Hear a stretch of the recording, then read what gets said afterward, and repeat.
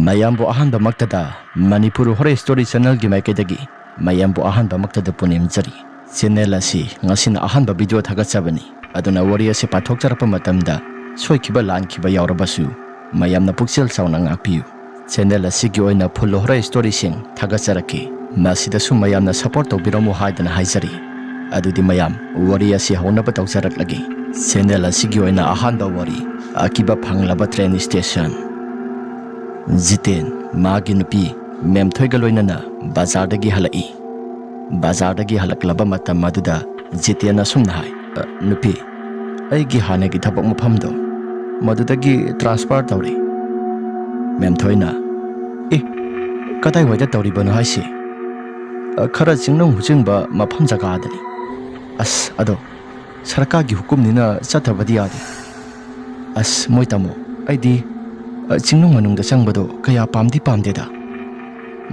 nangna pamde dongai kari di upai lei sarkar gi makhada khoina thabak tawrubanina kari di upai lei satpa tabani paisa se hingba matamda paisa yamna changi aise hana yam nungaina horakpa masa makti nate aduna thabak ase tawrapa kanda yumasi su khara marek ma hok thokni hingjarakpani thabak ase ai tawdaba yade aina pamdre haidana sataba su yadaba Sangga punga laidana transfer tori ba mafam jaga sisu khara hongdong hongjin tawba sisu madu maksoi thokte pharisi yumda yoraga gyan ta na khanarasi jitengi wafam maduda mahaki nupi mem thoyado maithong maka lamlang ba pum na maksing ado loin hekta maksin ki mahaki nupi mem thoina wakhalda sumna khali masinda di haidokta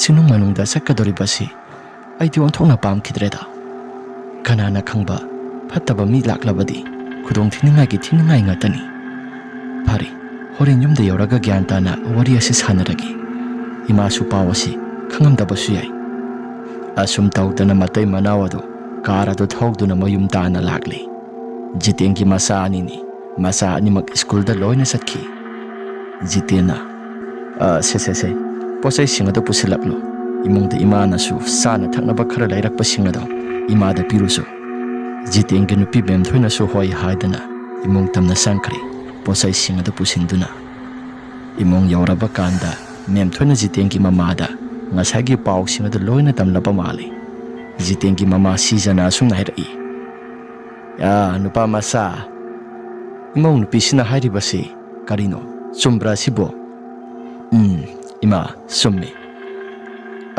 ai su mathayamna saida ado phare sarkar gi hukum nina satkanu haiba su imana ngamde nang satpa tarabasu mafam aduda laiba matamda layado mafam adubu koliba ishorado nasan manungda thagona chaksina khuramjau ahoima aina tarakpa station khudimakta adumna khuramba ngaktani khangdrde ima ai su mathayamna sai pharese matha kasu saningai oide nupi masa matha kasu saruno jitengi nupi memthoisu hoi imadi hai asum tawdana jitensu thakhai muki matam ngaisilakle mahakna mayumda laikadori basi masigi marak asida mahaksu suti lauge haidana lairakpani thakhai siloisilaklaba kana duda jitengi nupi ado nonga ahingda mahaki manglanda onthokpa manglana mamanglami mahaki manglana duda train station yanadraba jaga amada mahaksi masadu ichok thaba makai koisa chalami Maikai salai khangdana kanagumba mioi amagi khonjel nasu memthoi haidana akiba phanglaba khonjel kaya marom amasu magi nakongda tarai maduda jitengi khonjel sumali memthoi gi masada kibana masasi araktri wakhalda sumna khalli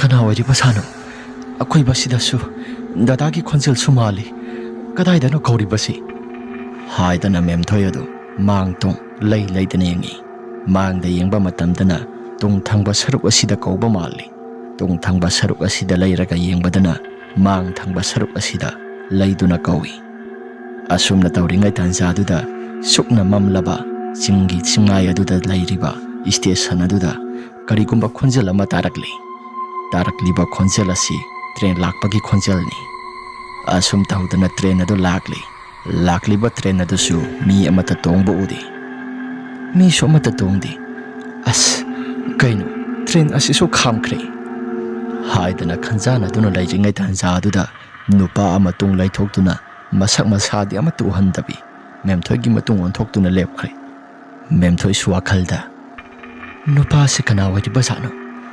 ꯑꯁ ꯂꯩꯆꯤꯟ ꯁꯥꯟꯅꯣꯏꯅꯁꯨ ꯇꯥꯁꯤꯜꯂꯤ, ꯑꯣꯟꯊꯣꯛꯅ ꯀꯤꯈ꯭ꯔꯦꯗ꯫ ꯀꯅꯥꯅꯣ ꯅꯪꯕꯣ? ꯀꯅꯥꯅꯣ? ꯍꯥꯏꯗꯅ ꯃꯦꯝꯊꯣꯏꯅ ꯀꯧꯏ, ꯑꯗꯨꯕꯨ ꯅꯨꯄꯥꯗꯨ ꯃꯃꯥꯏꯗꯤ ꯑꯃꯠꯇ ꯂꯩꯊꯣꯛꯂꯛꯇꯦ꯫ ꯑꯁ ꯀꯤꯗꯤ ꯀꯤꯈ꯭ꯔꯦꯗ, ꯃꯤ ꯐꯠꯇꯕ ꯑꯃꯨꯛ ꯑꯣꯏꯔꯝꯂꯕꯗꯤ ꯇ꯭ꯔꯦꯟ ꯑꯁꯤꯁꯨ ꯃꯤ ꯑꯃꯠꯇ ꯇꯣꯡꯗꯦ ꯍꯥꯏꯔꯒ ꯃꯦꯝꯊꯣꯏ ꯑꯗꯨ ꯅꯨꯄꯥꯗꯨꯅ ꯂꯦꯞꯂꯤꯕ ꯃꯥꯏꯀꯩ ꯑꯁꯣꯝ ꯇꯝꯅ ꯈꯔ ꯊꯨꯅ ꯆꯦꯟꯁꯤꯜꯂꯤ꯫ ꯅꯨꯄꯥꯗꯨꯒꯤ ꯃꯃꯥꯏꯗ ꯐꯠ ꯂꯩꯊꯣꯛꯇꯨꯅ ꯌꯦꯡꯂꯨꯕ ꯀꯥꯟ ꯑꯗꯨꯗ ꯖꯤꯇꯦꯟꯒꯤ ꯑꯀꯤꯕ ꯐꯪꯂꯕ ꯁꯛꯇꯝ, ꯃꯃꯥꯏ ꯇꯪꯈꯥꯏ ꯑꯃꯅ ꯑꯀꯤꯕ ꯐꯪꯂꯕ ꯁꯛꯇꯝ ꯑꯃꯗ ꯃꯃꯥꯏ ꯃꯃꯤꯠꯁꯤꯡ ꯑꯗꯨ ꯍꯟꯅ ꯃꯔꯦꯡ ꯃꯔꯦꯡ ꯆꯠꯇꯨꯅ ꯃꯃꯥꯏ ꯅꯥꯀꯜ ꯅꯥꯝꯃ ꯑꯃꯅ ꯀꯔꯤꯒꯨꯝꯕ ꯑꯃꯠꯇ ꯇꯧꯗꯅ ꯅꯣꯛꯐꯦꯠ ꯇꯧꯔꯒ ꯃꯌꯥꯏ ꯏꯍꯤ ꯍꯤꯒꯠꯇꯨꯅ ꯂꯩꯔꯝꯕꯗꯨ, ꯃꯗꯨ ꯎꯔꯨꯕ ꯃꯇꯝꯗ ꯃꯦꯝꯊꯣꯏꯒꯤ ꯃꯁꯥꯗꯣ ꯑꯊꯨꯛ ꯑꯄꯥꯏ ꯅꯪꯗꯨꯅ ꯌꯥꯝꯅ ꯀꯟꯅ ꯂꯥꯎꯔꯛꯂꯦ꯫ ꯃꯦꯝꯊꯣꯏꯁꯨ ꯑꯗꯨꯝ ꯍꯦꯛ ꯂꯥꯎꯈꯤꯕ ꯀꯥꯟ ꯑꯗꯨꯗ ꯇꯥꯏꯕꯪ ꯐꯥꯎꯅ ꯂꯥꯎꯔꯕ ꯃꯥꯜꯂꯤ꯫ ꯖꯤꯇꯦꯟꯅ "ꯏꯍꯦ, ꯀꯩꯗꯧꯔꯒꯦ ꯅꯪꯕꯣ? ꯅꯠꯇꯦ, ꯅꯃꯪꯗ ꯀꯔꯤ ꯀꯔꯤ ꯎꯔꯒꯦ?"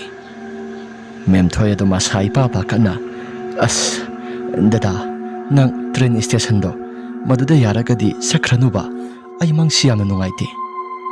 "ꯏꯍꯦ ꯊꯣꯏ, ꯀꯩꯁꯨ ꯇꯧꯔꯣꯏꯁꯤ, ꯅꯪꯅ ꯋꯥꯈꯜꯗ ꯄꯪꯈꯟꯗ ꯈꯟꯖꯤꯜꯂꯒ ꯇꯨꯝꯈꯤꯕꯗꯨꯅ ꯇꯧꯕ ꯑꯣꯏꯔꯝꯕꯁꯨ ꯌꯥꯏ꯫ ꯐꯔꯦꯁꯤ, ꯏꯁꯥꯁꯤꯡ ꯑꯁꯤꯁꯨ ꯃꯤꯀꯞ ꯂꯣꯏꯅ ꯊꯣꯔꯛꯂꯤ, ꯇꯨꯝꯊꯔꯣ ꯇꯨꯝꯊꯔꯣ, ꯅꯁꯥꯗꯨꯁꯨ ꯍꯨꯃꯥꯡ ꯉꯥꯛꯇ ꯉꯥꯏꯔꯤ꯫ ꯑꯩꯅ ꯍꯥꯏꯖꯔꯤꯁꯦ ꯑꯁꯦꯡꯕꯅꯤ, ꯑꯩ ꯃꯪꯗ ꯑꯀꯤꯕ ꯁꯛꯇꯝ ꯀꯌꯥ ꯃꯔꯨꯝ ꯑꯃ ꯈꯣꯟꯖꯦꯜꯁꯨ ꯇꯥꯏ, ꯁꯛꯇꯝ ꯀꯌꯥ ꯃꯔꯨꯝ ꯑꯃꯁꯨ ꯖꯥꯠ ꯖꯥꯠ ꯌꯥꯝꯅ ꯎꯔꯛꯏ꯫ ꯍꯣꯏꯅꯦ ꯍꯣꯏꯅꯦ, ꯍꯌꯦꯡ ꯒ꯭ꯌꯥꯟ ꯇꯥꯅ ꯅꯣꯡꯉꯥꯜꯂꯕ ꯃꯇꯨꯡꯗ ꯋꯥꯔꯤ ꯑꯁꯦ ꯐꯖꯅ ꯁꯥꯟꯅꯔꯁꯤ, ꯇꯨꯝꯊꯔꯣ ꯇꯨꯝꯊꯔꯣ ꯍꯥꯏꯔꯒ ꯃꯦꯝꯊꯣꯏ ꯑꯗꯣ ꯖꯤꯇꯦꯟꯅ ꯊꯦꯝꯗꯨꯅ ꯑꯗꯨꯝ ꯇꯨꯝꯊꯈ꯭ꯔꯦ꯫ ꯅꯣꯡꯉꯥꯜꯂꯛꯂꯕ ꯀꯥꯟꯗ ꯃꯦꯝꯊꯣꯏꯁꯨ ꯉꯔꯥꯡ ꯃꯍꯥꯛꯀꯤ ꯃꯃꯪꯗ ꯎꯈꯤꯕ ꯄꯨꯝꯅꯃꯛꯁꯤꯡ ꯑꯗꯣ ꯂꯣꯏꯅ ꯇꯝꯂꯦ꯫ ꯖꯤꯇꯦꯟꯅ ꯐꯥꯒꯤ ꯇꯥꯅ ꯑꯁꯨꯝ ꯉꯥꯏꯔꯛꯈꯤ, "ꯑꯁ ꯅꯣꯏꯅ ꯋꯥꯈꯜꯗ ꯄꯪꯈꯟꯗ ꯈꯟꯖꯤꯜꯂꯒ ꯇꯨꯝꯈꯤꯕꯗꯨꯅ ꯇꯧꯔꯤꯕ ꯁꯣꯏꯗꯅ ꯑꯣꯏꯗꯣꯏꯅꯤ꯫ ꯌꯥꯔꯦꯁꯤ, ꯑꯩ ꯂꯥꯏꯒꯤ ꯇꯤꯟꯒꯤ ꯃꯔꯝꯗ ꯀꯌꯥ ꯊꯣꯏꯗꯣꯛꯅ ꯊꯥꯖꯕ ꯑꯣꯏꯗꯦ꯫ ꯅꯪ ꯇꯤꯡꯈꯦꯠ ꯂꯥꯏꯈꯤꯕꯗꯤ ꯐꯠꯇꯤ ꯐꯠꯇꯦ ꯏꯕꯨꯡꯉꯣ, ꯑꯗꯨꯕꯨ ꯂꯥꯏ ꯍꯥꯏꯕꯁꯤ ꯂꯩꯇꯕꯁꯨ ꯅꯠꯇꯦ, ꯂꯩꯔꯕ꯭ꯔꯥ ꯍꯥꯏꯕꯁꯨ ꯍꯦꯛꯇ ꯂꯩꯇꯦ꯫ ꯐꯔꯦ, ꯅꯪꯅ ꯆꯠꯀꯗꯧꯔꯤꯕ ꯃꯐꯝ ꯖꯒꯥꯗꯣ ꯃꯗꯨꯗ ꯂꯥꯏ ꯐꯖꯅ ꯈꯣꯏꯔꯝ ꯊꯣꯛꯂꯒ ꯑꯗꯨꯝ ꯂꯩꯌꯨ ꯍꯥꯏꯗꯅ ꯖꯤꯇꯦꯟ ꯑꯗꯨꯁꯨ ꯃꯍꯥꯛꯅ ꯆꯠꯀꯗꯧꯔꯤꯕ ꯅꯨꯃꯤꯠ ꯑꯗꯨ ꯌꯥꯎꯔꯛꯂꯦ꯫ ꯃꯈꯣꯡ ꯑꯗꯨꯁꯨ ꯃꯍꯥꯛꯀꯤ ꯅꯨꯄꯤ ꯑꯉꯥꯡ ꯍꯨꯟꯗꯣꯛꯂꯝꯂꯒ ꯆꯠꯀꯗꯧꯔꯤꯕꯅꯤꯅ ꯊꯥꯡꯗꯣꯛꯅꯤꯡꯗ ꯈꯣꯡꯊꯥꯡ ꯑꯗꯨ ꯃꯍꯥꯛꯀꯤ ꯃꯌꯨꯝ ꯃꯀꯩ ꯑꯗꯨ ꯑꯁꯨꯝ ꯑꯁꯨꯝ ꯇꯥꯝꯗꯨꯅ ꯂꯥꯞꯅꯕ ꯍꯥꯏꯕꯗꯨ ꯑꯣꯏꯈ꯭ꯔꯦ꯫ ꯖꯤꯇꯦꯟ ꯑꯗꯨꯁꯨ ꯃꯍꯥꯛꯅ ꯊꯕꯛ ꯇꯧꯒꯗꯧꯔꯤꯕ ꯖꯒꯥ ꯑꯁꯤ ꯍꯥꯟꯅ ꯃꯃꯥꯡꯊꯛꯇ ꯑꯃꯨꯛꯐꯛ ꯂꯥꯛꯇ꯭ꯔꯤꯕ ꯖꯒꯥꯅꯤ, ꯑꯗꯨꯅ ꯃꯐꯝ ꯑꯁꯤꯒꯤ ꯀꯔꯤ ꯀꯔꯤ ꯇꯧꯔꯤꯕꯅꯣ ꯍꯥꯏꯕꯗꯨ ꯃꯍꯥꯛꯇꯤ ꯑꯃꯠꯇ ꯈꯪꯕꯖꯥꯠ ꯅꯠꯇꯦ꯫ ꯃꯍꯥꯛꯅ ꯁ꯭ꯇꯦꯁꯟ ꯑꯃꯗ ꯊꯕꯛ ꯇꯧꯒꯗꯧꯔꯤꯕ ꯑꯁꯤꯁꯨ ꯌꯥꯝꯅ ꯂꯥꯞꯄ ꯃꯔꯝꯅ ꯃꯍꯥꯛꯁꯦ ꯑꯗꯨꯃꯛ ꯂꯥꯛꯂꯦ꯫ ꯃꯐꯝ ꯑꯗꯨꯁꯨ ꯐꯅ ꯁꯥꯡꯅ ꯂꯥꯛꯂꯕ ꯀꯥꯟ ꯈꯔ ꯆꯤꯡꯅꯨꯡ ꯑꯣꯏꯅ ꯊꯧꯖꯤꯜꯂꯛꯂꯦ꯫ ꯃꯐꯝ ꯖꯒꯥ ꯑꯁꯤꯗꯤ ꯏꯪꯁꯨ ꯌꯥꯝꯅ ꯏꯪꯈ꯭ꯔꯦ, ꯁꯨꯛꯁꯨ ꯌꯥꯝꯅ ꯁꯨꯛꯈ꯭ꯔꯦꯗ, ꯂꯩꯆꯤꯟ ꯁꯥꯟ ꯑꯣꯏꯅ ꯇꯥꯁꯤꯜꯂꯤ꯫ ꯑꯣ, ꯃꯐꯝ ꯑꯁꯤ ꯌꯥꯝꯅꯁꯨ ꯐꯁꯨ ꯐꯖꯩ, ꯁꯨꯛꯁꯨ ꯁꯨꯛꯏ꯫ ꯇ꯭ꯔꯦꯟ ꯁ꯭ꯇꯦꯁꯟꯗꯨꯁꯨ ꯄꯪꯆꯥꯎ ꯆꯥꯎꯕ ꯑꯣꯏꯔꯝꯒꯗꯕ ꯃꯥꯟꯗꯦ꯫ ꯐꯔꯦꯁꯤ, ꯃꯐꯝ ꯖꯒꯥꯗꯨ ꯌꯧꯔꯒ ꯈꯪꯕ ꯍꯥꯏꯕꯗꯨꯅꯤ꯫ ꯑꯣꯇꯣ ꯊꯧꯔꯤꯕ ꯅꯨꯄꯥ ꯑꯗꯨꯅ "ꯁꯥꯍꯦꯕ, ꯀꯗꯥꯏꯗ ꯌꯧꯒꯗꯕꯅꯣ?" "ꯑꯩꯁꯦ ꯁꯤꯗ ꯁꯨꯝ ꯆꯪꯂꯒ ꯇ꯭ꯔꯦꯟ ꯁ꯭ꯇꯦꯁꯟ ꯑꯃ ꯂꯩꯕꯗꯣ ꯃꯗꯨꯗ ꯑꯗꯨꯝ ꯌꯧꯒꯗꯕꯅꯤ." "ꯁꯥꯍꯦꯕ, ꯑꯗꯨꯗꯤ ꯃꯐꯝ ꯖꯒꯥꯗꯨ ꯌꯧꯕ ꯃꯇꯝꯗ ꯈꯤꯇꯪꯗꯤ ꯋꯥꯠꯈꯤꯒꯗꯕ ꯃꯥꯜꯂꯤ꯫ ꯁꯥꯍꯦꯕꯇꯤ ꯀꯩ ꯊꯕꯛ ꯇꯧꯕꯅꯣ?" "ꯑꯩꯁꯦ ꯍꯟꯗꯛꯇ ꯏꯅꯧ ꯅꯧꯅ ꯇ꯭ꯔꯦꯟ ꯁ꯭ꯇꯦꯁꯟ ꯑꯗꯨꯒꯤ ꯃꯁꯇꯔ ꯑꯣꯏꯅ ꯖꯣꯏꯟ ꯇꯧꯕꯅꯤ." "ꯑꯣ, ꯐꯔꯦ ꯁꯥꯍꯦꯕ, ꯑꯗꯨꯗꯤ ꯑꯩ ꯃꯐꯝꯗ ꯌꯧꯅꯕ ꯑꯗꯨꯝ ꯊꯧꯖꯔꯒꯦ꯫ ꯑꯗꯣ ꯁꯥꯍꯦꯕ, ꯃꯐꯝ ꯖꯒꯥꯗꯨ ꯂꯩꯕꯗ ꯈꯤꯇꯪꯗꯤ ꯆꯦꯛꯁꯤꯟꯕꯤꯌꯨꯀꯣ." "ꯃꯐꯝ ꯖꯒꯥꯗꯨꯗ ꯀꯩ ꯇꯧꯒꯦ?" "ꯀꯩꯅꯣ ꯇꯥꯕꯗ ꯌꯥꯝꯅ ꯍꯩꯅꯗ꯭ꯔꯕ ꯈꯣꯟꯖꯦꯜ ꯀꯌా ꯃꯔꯨꯝ ꯑꯃ ꯇꯥꯏ ꯍꯥꯏꯗꯅ ꯈꯨꯜ ꯑꯗꯨꯒꯤ ꯃꯤꯁꯤꯡꯅꯁꯨ ꯍꯥꯏꯗꯤ ꯍꯥꯏꯅꯕꯅꯤ, ꯑꯗꯣ ꯈꯪꯗꯦ, ꯈꯔ ꯑꯃꯅꯁꯨ ꯁꯤꯟꯇ꯭ꯔꯣꯛꯅꯤ ꯍꯥꯏꯗꯅ ꯑꯗꯨ ꯍꯥꯏꯅꯗꯦ, ꯈꯔ ꯑꯃꯅꯁꯨ ꯌꯥꯝꯅ ꯀꯤ ꯍꯥꯏꯗꯅ ꯑꯗꯨꯝ ꯍꯥꯏꯅꯩ꯫ ꯁꯥꯍꯦꯕ, ꯑꯩꯁꯨ ꯏꯁꯥꯃꯛꯅ ꯊꯦꯡꯅꯕꯃꯛꯇꯤ ꯅꯠꯇꯦꯗ, ꯃꯤ ꯑꯇꯩꯅ ꯍꯥꯏꯔꯛꯄꯗꯨꯗ ꯑꯩꯁꯨ ꯁꯨꯝ ꯍꯥꯏꯅꯕꯒꯤ ꯋꯥꯅꯤ꯫ ꯂꯥꯏ ꯇꯤꯟꯒꯤ ꯃꯔꯝꯁꯦ ꯑꯩꯁꯨ ꯀꯌꯥ ꯊꯣꯏꯅ ꯊꯥꯖꯕꯗꯤ ꯑꯣꯏꯗꯦ꯫ ꯍꯣꯏ, ꯊꯥꯖꯗꯕꯁꯨ ꯃꯔꯛꯇ ꯑꯗꯨꯝ ꯌꯥꯎꯏ, ꯊꯥꯖꯕꯁꯨ ꯑꯗꯨꯝ ꯌꯥꯎꯏ." ꯑꯁꯤ ꯍꯥꯏꯔꯒ ꯖꯤꯇꯦꯟꯒ ꯑꯣꯇꯣ ꯗ꯭ꯔꯥꯏꯚꯔ ꯑꯗꯨꯒ ꯁ꯭ꯇꯦꯁꯟ ꯑꯗꯨꯒꯤ ꯃꯅꯥꯛ ꯇꯝꯅ ꯂꯥꯛꯂꯦ꯫ ꯁ꯭ꯇꯦꯁꯟ ꯑꯗꯨ ꯍꯦꯛ ꯌꯧꯔꯕ ꯀꯥꯟꯅꯗꯨꯗ ꯃꯍꯥꯛꯅ ꯌꯦꯡꯕ ꯃꯇꯝꯗ ꯁ꯭ꯇꯦꯁꯟ ꯑꯗꯨꯒꯤ ꯃꯃꯤꯡ ꯑꯗꯨ ꯎꯔꯦ. ꯑꯣꯝꯄꯨꯔ ꯇ꯭ꯔꯦꯟ ꯁ꯭ꯇꯦꯁꯟ ꯍꯥꯏꯗꯅ ꯆꯥꯎꯅ ꯊꯥꯔꯤꯕꯗꯨ ꯖꯤꯇꯦꯟꯁꯨ ꯎꯔꯦ. ꯑꯣ, ꯑꯣꯝꯄꯨꯔ ꯇ꯭ꯔꯦꯟ ꯁ꯭ꯇꯦꯁꯟ. ꯁꯤꯗ ꯑꯣꯏꯔꯦ ꯑꯩꯅ ꯊꯕꯛ ꯇꯧꯒꯗꯧꯔꯤꯕꯁꯤ. ꯑꯣꯇꯣ ꯗ꯭ꯔꯥꯏꯚꯔ ꯑꯗꯨꯁꯨ ꯁꯥꯍꯦꯕ, ꯁꯤꯗ ꯁꯨꯝ ꯌꯥꯔꯕ꯭ꯔꯥ? ꯌꯥꯔꯦ ꯌꯥꯔꯦ ꯍꯥꯏꯗꯅ ꯖꯤꯇꯦꯟ ꯑꯗꯨꯁꯨ ꯃꯍꯥꯛꯀꯤ ꯇꯥꯔꯤꯕ ꯚꯔꯥ ꯑꯗꯨ ꯑꯗꯨꯝ ꯄꯤꯊꯣꯛꯇꯨꯅ ꯁ꯭ꯇꯦꯁꯟ ꯑꯗꯨꯒꯤ ꯃꯅꯨꯡ ꯇꯝꯅ ꯂꯥꯛꯂꯦ. ꯃꯅꯨꯡ ꯇꯝꯅ ꯂꯥꯛꯂꯕ ꯀꯥꯟ ꯑꯗꯨꯗ ꯁ꯭ꯇꯦꯁꯟ ꯑꯗꯨꯒꯤ ꯁ꯭ꯇꯥꯐꯁꯤꯡ ꯑꯗꯨꯁꯨ ꯂꯩꯔꯝꯃꯤ. ꯃꯈꯣꯏꯅꯁꯨ ꯖꯤꯇꯦꯟ ꯑꯁꯤ ꯍꯥꯟꯅ ꯂꯥꯛꯀꯅꯤ ꯍꯥꯏꯗꯅ ꯁꯦꯝꯕ ꯁꯥꯕ ꯀꯥꯒꯤ ꯔꯨꯝꯁꯤꯡ ꯑꯗꯨ ꯂꯣꯏꯅ ꯁꯦꯝꯕ ꯁꯥꯕ ꯇꯧꯗꯨꯅ ꯊꯅꯝꯃꯤ. ꯖꯤꯇꯦꯟꯅ "ꯑꯩ ꯃꯐꯝ ꯑꯁꯤꯒꯤ ꯑꯣꯏꯅ ꯁ꯭ꯇꯦꯁꯟ ꯑꯁꯤꯒꯤ ꯃꯥꯁꯇꯔꯅꯤ. ꯑꯩ ꯉꯁꯤꯗ ꯖꯣꯏꯟ ꯇꯧꯕꯅꯤ" ꯍꯥꯏꯗꯅ ꯃꯌꯥꯝꯁꯤꯡ ꯑꯗꯨꯅꯁꯨ ꯐꯖꯅ ꯔꯤꯁꯤꯞ ꯇꯧꯔꯤ. ꯃꯌꯥꯝꯁꯤꯡ ꯑꯗꯨꯅ ꯍꯥꯏꯅꯔꯛꯏ, ꯁꯔꯗꯤ ꯌꯥꯝꯅ ꯂꯥꯞꯅ ꯂꯥꯛꯏ ꯍꯥꯏ. ꯃꯐꯝ ꯑꯁꯤ ꯍꯥꯟꯅꯁꯨ ꯇ꯭ꯔꯥꯟꯁꯐꯔ ꯇꯧꯈ꯭ꯔꯕ꯭ꯔꯥ? ꯍꯥꯟꯅꯗꯤ ꯇꯧꯈꯤꯕꯗꯤ ꯃꯥꯟꯗꯦ ꯁꯔꯁꯦ ꯑꯩꯈꯣꯏꯅ ꯎꯕ ꯃꯇꯝꯗ. ꯑꯩ ꯍꯟꯗꯛꯅ ꯑꯍꯥꯟꯕꯅꯤ. ꯑꯗꯨꯅ ꯃꯐꯝ ꯑꯁꯤ ꯀꯃꯥꯏꯅ ꯇꯧꯒꯦ? ꯈꯨꯡꯒꯪ ꯑꯁꯤꯒꯤ ꯃꯤꯑꯣꯏꯁꯤꯡꯒꯤ ꯃꯑꯣꯡ ꯃꯇꯧ ꯑꯩ ꯑꯃꯠꯇ ꯈꯪꯗꯦ. ꯁꯔ, ꯈꯨꯡꯒꯪ ꯑꯁꯤꯒꯤ ꯄ꯭ꯔꯖꯥꯁꯤꯡꯗꯤ ꯌꯥꯝꯅ ꯐꯩ. ꯑꯗꯨꯕꯨ ꯃꯔꯛ ꯃꯔꯛꯇ ꯄꯣꯠꯆꯩ ꯍꯨꯔꯥꯟꯕꯒꯨꯝꯕ ꯗꯥꯀꯨ ꯈꯔ ꯂꯥꯛꯄꯁꯨ ꯑꯗꯨꯃꯛ ꯌꯥꯎꯏ. ꯑꯗꯨꯕꯨꯗꯤ ꯑꯩꯈꯣꯏ ꯁꯦꯀ꯭ꯌꯨꯔꯤꯇꯤꯁꯤꯡꯅ ꯑꯗꯨꯝ ꯆꯦꯛꯁꯤꯟꯅ ꯑꯗꯨꯝ ꯊꯝꯃꯤ, ꯉꯥꯛ ꯁꯦꯟꯗꯨꯅ. ꯑꯩꯈꯣꯏ ꯊꯕꯛ ꯇꯧꯕꯅꯤ ꯇꯧꯔꯕꯗꯤ ꯂꯤꯡꯖꯦꯜ ꯃꯥꯟꯅꯗꯨꯅ ꯄ꯭ꯔꯖꯥꯒꯤ ꯁꯦꯕꯥ ꯃꯄꯨꯡ ꯐꯥꯅ ꯇꯧꯒꯗꯕꯅꯤ. ꯊꯕꯛ ꯇꯧꯕꯗ ꯊꯃꯣꯏ ꯁꯦꯡꯕ ꯑꯃ ꯆꯪꯏ. ꯑꯗꯨꯅ ꯑꯩꯈꯣꯏ ꯇꯨꯡ ꯀꯣꯏꯅ ꯊꯕꯛ ꯇꯧꯕ ꯉꯝꯒꯗꯧꯔꯤꯕꯅꯤ. ꯃꯌꯥꯝꯁꯤꯡ ꯑꯗꯨꯅꯁꯨ ꯍꯣꯏ ꯁꯔ ꯍꯥꯏꯗꯅ ꯂꯣꯏꯅ ꯌꯥꯅꯔꯦ. ꯑꯁꯨꯝ ꯇꯧꯗꯅ ꯖꯤꯇꯦꯟꯅ ꯂꯩꯒꯗꯕ ꯔꯨꯝ ꯑꯗꯨ ꯀꯗꯣꯝ ꯊꯪꯕ ꯁꯔꯨꯛꯇꯅꯣ ꯍꯥꯏꯗꯅ ꯍꯪꯂꯝꯃꯤ. ꯁ꯭ꯇꯥꯐ ꯅꯨꯄꯥ ꯑꯃꯅ "ꯁꯔ, ꯁꯤꯗ ꯁꯨꯝ ꯂꯩꯕꯤꯔꯣ ꯁꯔ. ꯆꯥꯛꯈꯨꯝꯁꯨ ꯁꯤꯗ ꯁꯨꯝ ꯄꯨꯜꯂꯕꯅꯤ ꯁꯔ. ꯇꯣꯏꯂꯦꯠ ꯇꯧꯅꯤꯡꯉꯦ ꯍꯥꯏꯔꯒꯅ ꯁꯔ ꯁꯤꯒꯤ ꯍꯦꯛ ꯅꯥꯀꯜ ꯊꯪꯕ ꯁꯔꯨꯛꯇ ꯑꯗꯨꯝ ꯂꯩꯔꯕꯅꯤ. ꯌꯥꯝꯅ ꯄꯪꯂꯥꯞ ꯂꯥꯞꯇ꯭ꯔꯕꯅꯤ ꯁꯔ." "ꯑꯣ, ꯐꯔꯦ ꯐꯔꯦ. ꯁ꯭ꯇꯦꯁꯟ ꯑꯁꯤꯗ ꯀꯅꯥ ꯀꯅꯥ ꯂꯦꯛꯀꯗꯧꯔꯤꯕꯅꯣ?" "ꯁꯔ, ꯑꯩꯈꯣꯏ ꯁ꯭ꯇꯥꯐ ꯈꯔꯁꯨ ꯑꯗꯨꯝ ꯇꯨꯝꯒꯅꯤ ꯁꯔ. ꯁꯔ ꯏꯊꯟꯇ ꯂꯩꯕꯗꯣ ꯅꯨꯡꯉꯥꯏꯔꯣꯏ." "ꯑꯣ, ꯐꯔꯦ ꯐꯔꯦ ꯑꯗꯨꯗꯤ. ꯅꯁꯥ ꯅꯁꯥꯒꯤ ꯅꯊꯧꯁꯤꯡꯗꯣ ꯇꯧꯖꯔꯨꯔꯣ. ꯑꯩꯁꯨ ꯉꯥꯏꯍꯥꯛꯇꯪ ꯂꯩꯔꯒ ꯑꯩ ꯊꯣꯛꯂꯛꯂꯒꯦ" ꯍꯥꯏꯗꯅ ꯖꯤꯇꯦꯟ ꯑꯗꯨꯁꯨ ꯃꯐꯝ ꯑꯗꯨꯒꯤ ꯑꯀꯣꯏꯕꯗꯣ ꯉꯥꯏꯍꯥꯛꯁꯨ ꯌꯦꯡꯉꯤ. ꯑꯗꯨꯒ ꯁ꯭ꯇꯦꯁꯟ ꯑꯗꯨꯒꯤ ꯔꯨꯝ, ꯃꯍꯥꯛꯅ ꯂꯩꯔꯤꯕ ꯔꯨꯝ ꯑꯗꯨ ꯃꯗꯨꯁꯨ ꯌꯦꯡꯉꯤ. ꯃꯐꯝ ꯑꯁꯤ ꯏꯪ ꯏꯪ ꯂꯥꯎꯈ꯭ꯔꯦꯗ. ꯁꯥꯟꯇꯤ ꯍꯦꯛ ꯂꯩꯒꯗꯕ ꯃꯥꯜꯂꯤ. ꯑꯩꯈꯣꯏꯅ ꯂꯩꯔꯤꯕ ꯍꯥꯟꯅꯒꯤ ꯃꯐꯝ ꯕꯖꯥꯔ ꯑꯗꯨꯗꯤ ꯂꯥꯡꯕꯒ ꯈꯣꯡꯕꯒ, ꯇ꯭ꯔꯦꯟ ꯑꯗꯨꯁꯨ ꯑꯗꯨꯛꯀꯤ ꯃꯇꯤꯛ ꯌꯥꯝꯅ ꯌꯥꯝꯕꯅꯤꯅ ꯊꯕꯛ ꯑꯗꯨꯁꯨ ꯌꯥꯝꯅ ꯌꯥꯝꯃꯤ. ꯃꯐꯝ ꯖꯒꯥ ꯑꯁꯤꯗꯗꯤ ꯇ꯭ꯔꯦꯟꯒꯤ ꯇ꯭ꯔꯦꯛ ꯑꯁꯤ ꯑꯅꯤꯈꯛꯇꯅꯤ. ꯁꯤꯅꯗꯤ ꯑꯗꯨꯝ ꯁꯥꯟꯇꯤ ꯑꯣꯏꯅ ꯂꯩꯕ ꯍꯥꯏꯕꯗꯣ ꯃꯁꯥꯅ ꯇꯥꯕꯅꯤ.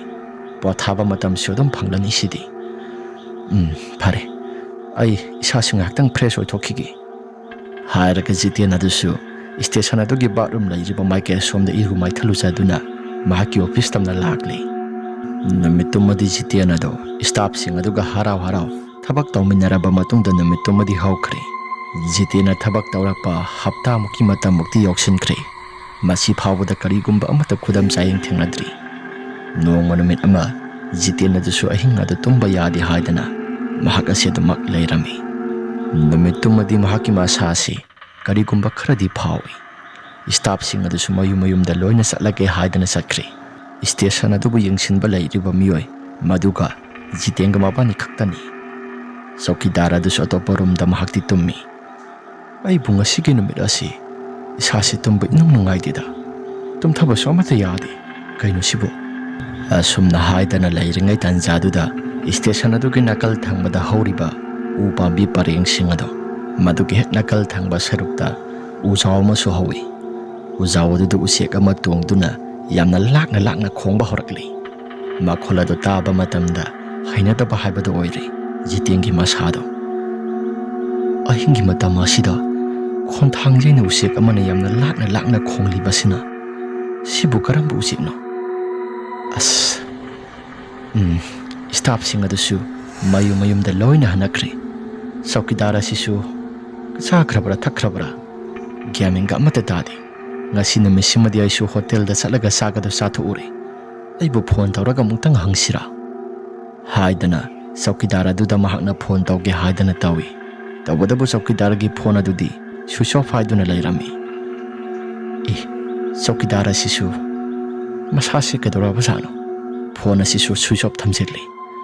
ꯍꯥꯏꯔꯒ ꯖꯤꯇꯦꯟꯒꯤ ꯃꯁꯥꯗꯣ ꯀꯩꯒꯨꯝꯕ ꯑꯃ ꯈꯜꯂꯛꯇꯨꯅ ꯃꯄꯥꯟꯗ ꯊꯣꯛꯀꯦ ꯍꯥꯏꯗꯅ ꯈꯜꯂꯛꯂꯤ꯫ ꯃꯍꯥꯛꯅ ꯊꯣꯡ ꯇꯝꯅ ꯂꯥꯛꯂꯕ ꯀꯥꯟ ꯊꯣꯛꯀꯦ ꯍꯥꯏꯗꯅ ꯍꯦꯛ ꯇꯧꯔꯛꯂꯕ ꯀꯥꯟ ꯑꯗꯨꯗ ꯇ꯭ꯔꯦꯟ ꯁ꯭ꯇꯦꯁꯟ ꯑꯗꯨꯒꯤ ꯂꯩꯔꯤꯕ ꯕꯦꯜ ꯑꯗꯣ ꯃꯁꯥ ꯃꯊꯟꯇ ꯈꯤꯡꯕ ꯍꯧꯔꯛꯂꯤ꯫ ꯕꯦꯜ ꯑꯁꯤꯁꯨ ꯀꯅꯥꯒꯨꯝꯕ ꯑꯃꯠꯇꯅ ꯈꯤꯡꯕ ꯅꯠꯇꯦ, ꯆꯧꯀꯤꯗꯥꯔꯅ ꯈꯤꯡꯕꯅꯤ꯫ ꯇ꯭ꯔꯦꯟ ꯆꯠꯄ ꯌꯥꯔꯦ ꯍꯥꯏꯕꯒꯤ ꯁꯤꯒꯅꯦꯜ ꯄꯤꯕꯒꯨꯝꯅ꯫ ꯑꯍꯤꯡꯒꯤ ꯃꯇꯝ ꯑꯁꯤꯗ ꯇ꯭ꯔꯦꯟ ꯂꯥꯛꯀꯗ꯭ꯔꯅꯦ? ꯂꯥꯛꯑꯣꯏꯗ, ꯑꯗꯨꯒ ꯀꯩꯒꯤ? ꯍꯥꯏꯗꯅ ꯈꯟꯖꯥꯟꯅꯗꯨꯅ ꯂꯩꯔꯤꯉꯩ ꯇꯥꯟꯖꯥꯗꯨꯗ ꯃꯄꯥꯟ ꯊꯪꯕ ꯁꯔꯨꯛ ꯑꯁꯤꯗ ꯀꯅꯥꯒꯨꯝꯕ ꯃꯤꯁꯛ ꯑꯃꯅ ꯍꯨꯏꯁꯦꯟ ꯈꯣꯡꯂꯒ ꯆꯠꯄꯒꯨꯝꯅ ꯃꯈꯣꯜ ꯈꯔ ꯇꯥꯔꯛꯂꯤ꯫ ꯃꯇꯧ ꯑꯗꯨꯗ ꯇꯥꯗꯥ ꯇꯥꯕ꯭ꯔꯣ? ꯖꯤꯇꯦꯟꯅ ꯆꯧꯀꯤꯗꯥꯔ ꯑꯗꯨ ꯑꯣꯏꯕ꯭ꯔꯥ ꯈꯟꯗꯨꯅ ꯃꯍꯥꯛꯁꯨ ꯀꯧꯕꯅꯤ, ꯑꯗꯨꯕꯨ ꯀꯅꯥꯒꯨꯝꯕ ꯑꯃꯠꯇ ꯈꯨꯝꯂꯛꯇꯦ꯫ ꯃꯈꯣꯜ ꯇꯃꯛ ꯇꯥꯏ, ꯍꯨꯏꯁꯦꯟ ꯈꯣꯡꯂꯒ ꯑꯁꯨꯝ ꯆꯠꯈꯤꯕꯒꯤ ꯈꯣꯟꯖꯦꯜ ꯑꯗꯨ꯫ ꯖꯤꯇꯦꯟꯁꯨ ꯃꯁꯥꯗ ꯏꯉꯛ ꯉꯛꯂꯤ꯫ ꯑꯩꯕꯨ ꯊꯣꯡꯅꯥꯎ ꯑꯁꯤꯗ ꯍꯥꯏꯐꯦꯠꯇꯪꯗꯤ ꯌꯦꯡꯕꯅ ꯐꯒꯗꯧꯔꯤꯕ꯭ꯔꯥ? ꯊꯣꯡꯅꯥꯎ ꯑꯁꯤ ꯈꯖꯤꯛꯇꯪ ꯍꯥꯡꯗꯣꯛꯂꯒ ꯑꯩ ꯃꯄꯥꯟꯗ ꯍꯨꯏꯁꯦꯟ ꯈꯣꯡꯗꯨꯅ ꯆꯠꯂꯤꯕꯁꯤ ꯀꯅꯥꯅꯣ? ꯑꯩ ꯑꯃꯨꯛꯇꯪ ꯌꯦꯡꯒꯦ ꯍꯥꯏꯗꯅ ꯌꯦꯡꯕ ꯀꯥꯟ ꯑꯗꯨꯗ ꯀꯅꯥꯒꯨꯝꯕ ꯑꯃꯠꯇꯗꯤ ꯂꯩꯕ ꯎꯗꯦ꯫ ꯃꯈꯣꯜ ꯇꯃꯛ ꯇꯥꯔꯛꯄ, ꯃꯁꯛ ꯃꯁꯥꯗꯤ ꯑꯃꯠꯇ ꯎꯕ ꯐꯪꯗꯕꯗꯨꯗ ꯖꯤꯇꯦꯟꯗꯤ ꯃꯁꯥꯗ ꯏꯉꯛ ꯉꯛꯂꯤ꯫ ꯀꯔꯤ ꯃꯇꯧꯅꯣꯗ? ꯍꯨꯏꯁꯦꯜꯗꯤ ꯈꯣꯡꯗꯨꯅ ꯑꯗꯨꯃꯛ ꯆꯠꯂꯤ, ꯑꯗꯨꯒ ꯃꯁꯛ ꯃꯁꯥꯗꯤ ꯑꯃꯠꯇ ꯎꯕ ꯐꯪꯗꯦ ꯍꯥꯏꯗꯅ ꯈꯟꯖꯥꯟꯅꯗꯨꯅ ꯂꯩꯔꯤꯉꯩ ꯇꯥꯟꯖꯥꯗꯨꯗ ꯇ꯭ꯔꯦꯟ ꯂꯥꯛꯄꯒꯤ ꯈꯣꯟꯖꯦꯜ ꯑꯃ ꯇꯥꯔꯛꯂꯤ꯫ ꯇ꯭ꯔꯦꯟ ꯑꯁꯤꯁꯨ ꯃꯈꯣꯜ ꯇꯃꯛ ꯇꯥꯏ, ꯑꯗꯨꯒ ꯂꯥꯛꯄꯗꯤ ꯁꯨꯡꯂꯥꯛ ꯍꯦꯛꯇ ꯂꯥꯛꯇꯦ꯫ ꯖꯤꯇꯦꯟ ꯃꯍꯥꯛꯀꯤ ꯃꯁꯥꯗ ꯈꯜꯂꯤ, ꯍꯧꯖꯤꯛꯄꯨ ꯃꯇꯝ ꯃꯍꯥꯁꯨ ꯆꯥꯗꯅ ꯇ꯭ꯔꯦꯟ ꯂꯥꯛꯀꯅꯤ ꯍꯥꯏꯕꯒꯤ ꯄꯥꯎꯁꯨ ꯑꯃꯠꯇ ꯐꯥꯎꯗꯅ ꯃꯇꯧ ꯀꯔꯝꯅ ꯇ꯭ꯔꯦꯟ ꯑꯁꯤ ꯂꯥꯛꯂꯤꯕꯅꯣ? ꯃꯈꯣꯜ ꯇꯃꯛ ꯇꯥꯏ, ꯂꯥꯛꯄꯗꯤ ꯁꯨꯡꯂꯥꯛ ꯍꯦꯛ ꯂꯥꯛꯇꯦ ꯍꯥꯏꯗꯅ ꯖꯤꯇꯦꯟ ꯑꯗꯣ ꯃꯁꯥꯗꯣ ꯈꯟꯖꯥꯟꯅꯗꯨꯅ ꯂꯩꯔꯤꯉꯩ ꯇꯥꯟꯖꯥꯗꯨꯗ ꯃꯈꯣꯜ ꯇꯃꯛ ꯇꯥꯕ ꯇ꯭ꯔꯦꯟ ꯑꯗꯣ ꯃꯁꯛ ꯃꯁꯥꯗꯤ ꯑꯃꯠꯇ ꯎꯗꯕ ꯃꯈꯩ ꯁ꯭ꯇꯦꯁꯟ ꯑꯗꯨꯕꯨ ꯂꯥꯟꯗꯨꯅ ꯊꯧꯈꯤꯔꯝꯃꯤ꯫ ꯖꯤꯇꯦꯟꯁꯨ ꯃꯇꯧ ꯑꯗꯨꯗ ꯏꯉꯛ ꯉꯛꯂꯤ꯫ ꯃꯍꯥꯛꯀꯤ ꯃꯁꯥꯗꯨꯁꯨ ꯑꯁꯨꯝ ꯆꯤꯡꯅꯕ ꯐꯥꯎꯔꯛꯂꯤ꯫ ꯍꯩꯁ, ꯀꯔꯤ ꯃꯇꯧꯅꯣꯗ? ꯇ꯭ꯔꯦꯟꯁꯨ ꯃꯁꯛ ꯃꯁꯥ ꯑꯃꯠꯇ ꯎꯗꯦ, ꯑꯗꯨꯒ ꯃꯇꯧ ꯀꯔꯝꯅ ꯇ꯭ꯔꯦꯟ ꯑꯁꯤ ꯊꯧꯔꯒ ꯆꯠꯈꯤꯕꯅꯣ? ꯍꯥꯏꯗꯨꯅ ꯈꯟꯖꯥꯟꯅꯗꯨꯅ ꯂꯩꯔꯤꯉꯩ ꯇꯥꯟꯖꯥꯗꯨꯗ ꯅꯨꯄꯤ ꯑꯃ ꯇ꯭ꯔꯦꯟ ꯊꯧꯈꯤꯕꯒꯤ ꯃꯈꯣꯜ ꯇꯥꯈꯤꯕ ꯃꯥꯏꯀꯩ ꯑꯁꯣꯝꯗ ꯅꯨꯄꯤ ꯑꯃꯅ ꯌꯥꯝꯅ ꯀꯟꯅ ꯆꯦꯟꯗꯨꯅ ꯇꯥꯟꯅꯈꯤꯕꯗꯣ ꯃꯍꯥꯛꯁꯨ ꯎꯍꯧꯔꯦ꯫ ꯃꯍꯥꯛꯁꯨ ꯉꯁꯥꯏ ꯃꯈꯩ ꯊꯣꯡꯅꯥꯎ ꯑꯗꯨ ꯑꯃꯠꯇ ꯊꯤꯡꯖꯤꯟꯗꯕ ꯃꯈꯩ ꯇ꯭ꯔꯦꯟ ꯑꯗꯨ ꯂꯥꯛꯄ ꯉꯥꯏꯕꯅꯤ꯫ ꯃꯇꯧ ꯀꯌꯥꯁꯤꯡ ꯑꯗꯨ ꯎꯔꯕꯗꯨꯗ ꯖꯤꯇꯦꯟꯒꯤ ꯃꯍꯥꯛꯀꯤ ꯃꯁꯥꯗꯣ ꯀꯤꯕꯅ ꯌꯥꯔꯛꯇ꯭ꯔꯦ꯫ ꯑꯁ, ꯅꯨꯄꯤ ꯑꯃ ꯅꯠꯇ꯭ꯔꯥ? ꯃꯁꯛ ꯃꯁꯥꯁꯨ ꯑꯃꯠꯇ ꯎꯗꯕ ꯇ꯭ꯔꯦꯟ ꯑꯁꯤꯗ ꯃꯇꯨꯡ ꯏꯟꯅꯔꯒ ꯆꯦꯟꯈꯤꯕꯁꯦ, ꯑꯁ, ꯀꯔꯤ ꯃꯇꯧꯅꯣ ꯑꯁꯤꯕꯨ?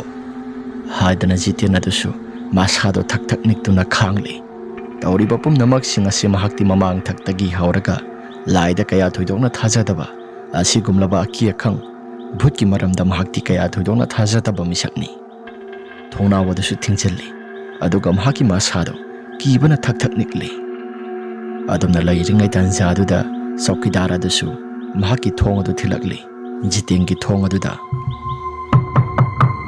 ꯁꯥꯍꯦꯕ ꯇꯥꯕ꯭ꯔꯣ?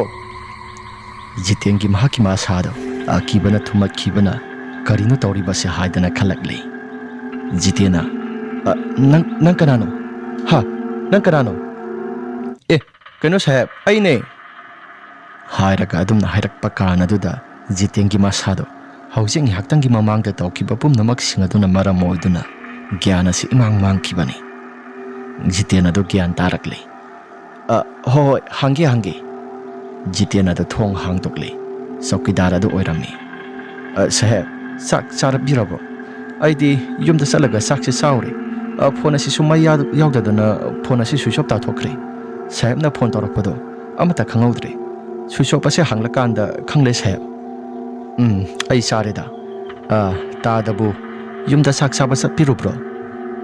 ꯍꯣꯏ ꯁꯥꯍꯦꯕ, ꯑꯗꯨꯒꯤꯁꯨ ꯃꯊꯛꯇ ꯏꯆꯥꯅꯨꯄꯥ ꯑꯇꯣꯝꯕꯗꯣ ꯃꯁꯥ ꯉꯝꯗ꯭ꯔꯦ ꯍꯥꯏꯗꯅ ꯆꯠꯂꯨꯕꯅꯤ꯫ ꯐꯔꯦ, ꯁꯥꯍꯦꯕ ꯑꯗꯨꯗꯤ ꯒ꯭ꯌꯥꯟ ꯇꯥꯅ ꯄꯣꯊꯥꯕꯤꯔꯣ, ꯑꯩꯁꯨ ꯄꯣꯊꯥꯖꯔꯨꯔꯒꯦ ꯍꯥꯏꯔꯒ ꯆꯧꯀꯤꯗꯥꯔ ꯑꯗꯨꯁꯨ ꯃꯍꯥꯛꯀꯤ ꯃꯐꯝꯗ ꯄꯣꯊꯥꯕ ꯆꯪꯈ꯭ꯔꯦ꯫ ꯖꯤꯇꯦꯟꯗꯨꯃꯁꯨ ꯃꯁꯥꯗ ꯃꯈꯥ ꯇꯥꯅ ꯀꯔꯤꯒꯨꯝꯕ ꯑꯃꯠꯇ ꯈꯟꯕ ꯇꯧꯗ ꯑꯗꯨꯝ ꯄꯣꯊꯥꯈ꯭ꯔꯦ꯫ ꯅꯣꯡꯉꯥꯜꯂꯛꯂꯕ ꯀꯥꯟꯗ ꯉꯔꯥꯡ ꯊꯣꯛꯈꯤꯕ ꯊꯧꯗꯣꯛꯁꯤꯡ ꯑꯗꯣ ꯃꯍꯥꯛꯀꯤ ꯁ꯭ꯇꯥꯐꯁꯤꯡꯗ ꯑꯃꯠꯇ ꯇꯝꯗꯦ꯫ ꯁ꯭ꯇꯥꯐꯁꯤꯡ ꯑꯗꯨꯁꯨ ꯀꯔꯤꯒꯨꯝꯕ ꯑꯃꯠꯇ ꯈꯟꯕ ꯇꯧꯗ ꯃꯁꯥ ꯃꯁꯥꯒꯤ ꯃꯊꯧꯗ ꯄꯨꯛꯅꯤꯡ ꯆꯪꯅꯔꯤ꯫ ꯖꯤꯇꯦꯟꯅ, ꯑꯩꯕꯨ ꯉꯔꯥꯡ ꯊꯣꯛꯈꯤꯕ ꯊꯧꯗꯣꯛꯁꯤꯡ ꯑꯗꯣ ꯂꯣꯏꯅ ꯇꯝꯁꯤꯔꯅꯦ ꯇꯝꯃꯔꯣꯏꯒꯦꯗ?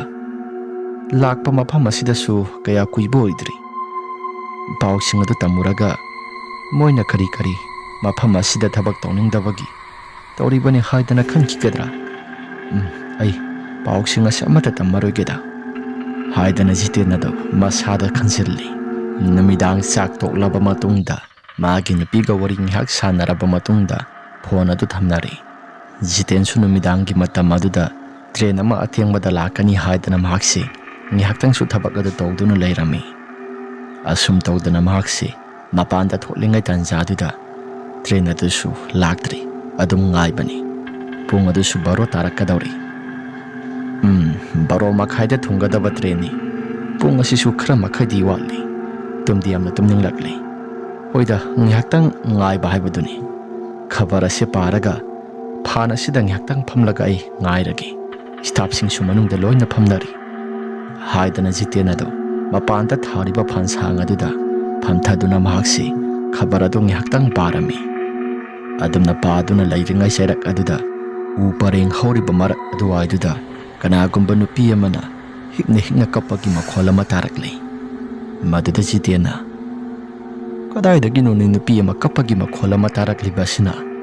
ꯍꯥꯏꯗꯅ ꯖꯤꯇꯦꯟ ꯑꯗꯨ ꯂꯩꯗꯅ ꯌꯦꯡꯉꯤ꯫ ꯃꯈꯣꯜ ꯇꯃꯛ ꯇꯥꯏ, ꯃꯁꯛ ꯃꯁꯥꯗꯤ ꯑꯃꯠꯇ ꯎꯕ ꯐꯪꯗꯦ꯫ ꯑꯣ, ꯑꯥꯒꯤ ꯎ ꯃꯔꯛ ꯑꯁꯤꯗ ꯑꯣꯏꯔꯕ ꯃꯥꯜꯂꯤ꯫ ꯑꯗꯨ ꯃꯁꯛꯇꯤ ꯈꯔ ꯎꯐꯝꯗꯤ ꯊꯣꯛꯄꯅꯤꯗ, ꯃꯩꯁꯨ ꯌꯥꯝꯅ ꯉꯥꯟꯅ ꯊꯥꯜꯂꯤ, ꯑꯃꯠꯇ ꯎꯕ ꯐꯪꯗꯦ ꯍꯥꯏꯗꯅ ꯂꯩꯔꯤꯉꯩ ꯆꯩꯔꯛ ꯑꯗꯨꯗ ꯀꯞꯂꯝꯕ ꯄꯨꯝꯅꯃꯛꯁꯤꯡ ꯑꯗꯨ ꯂꯣꯏꯅ ꯍꯦꯛꯇ ꯐꯈꯤꯔꯝꯃꯤ꯫ ꯖꯤꯇꯦꯟꯁꯨ ꯃꯍꯥꯛꯀꯤ ꯃꯁꯥꯗ ꯀꯔꯤꯒꯨꯝꯕ ꯈꯔꯗꯤ ꯐꯥꯎꯔꯛꯂꯤ꯫ ꯉꯔꯥꯡ ꯇꯧꯈꯤꯕꯁꯤꯡ ꯑꯗꯨꯅ ꯃꯔꯝ ꯑꯣꯏꯗꯨꯅ ꯑꯩꯒꯤ ꯁꯥꯁꯤ ꯃꯐꯝ ꯑꯁꯤ ꯈꯔ ꯍꯥꯏꯅꯔꯤꯕꯗꯣ ꯆꯨꯝꯒꯗꯧꯔꯤꯕ꯭ꯔꯥ ꯈꯪꯗꯦ꯫ ꯑꯣꯇꯣ ꯗ꯭ꯔꯥꯏꯚꯔ ꯑꯗꯨꯅꯁꯨ ꯀꯔꯤꯅꯣ ꯈꯔ ꯆꯤꯡꯅꯕ ꯌꯥꯕ ꯋꯥꯐꯝ ꯈꯔ ꯍꯥꯏꯔꯛꯈꯤꯕꯗꯣ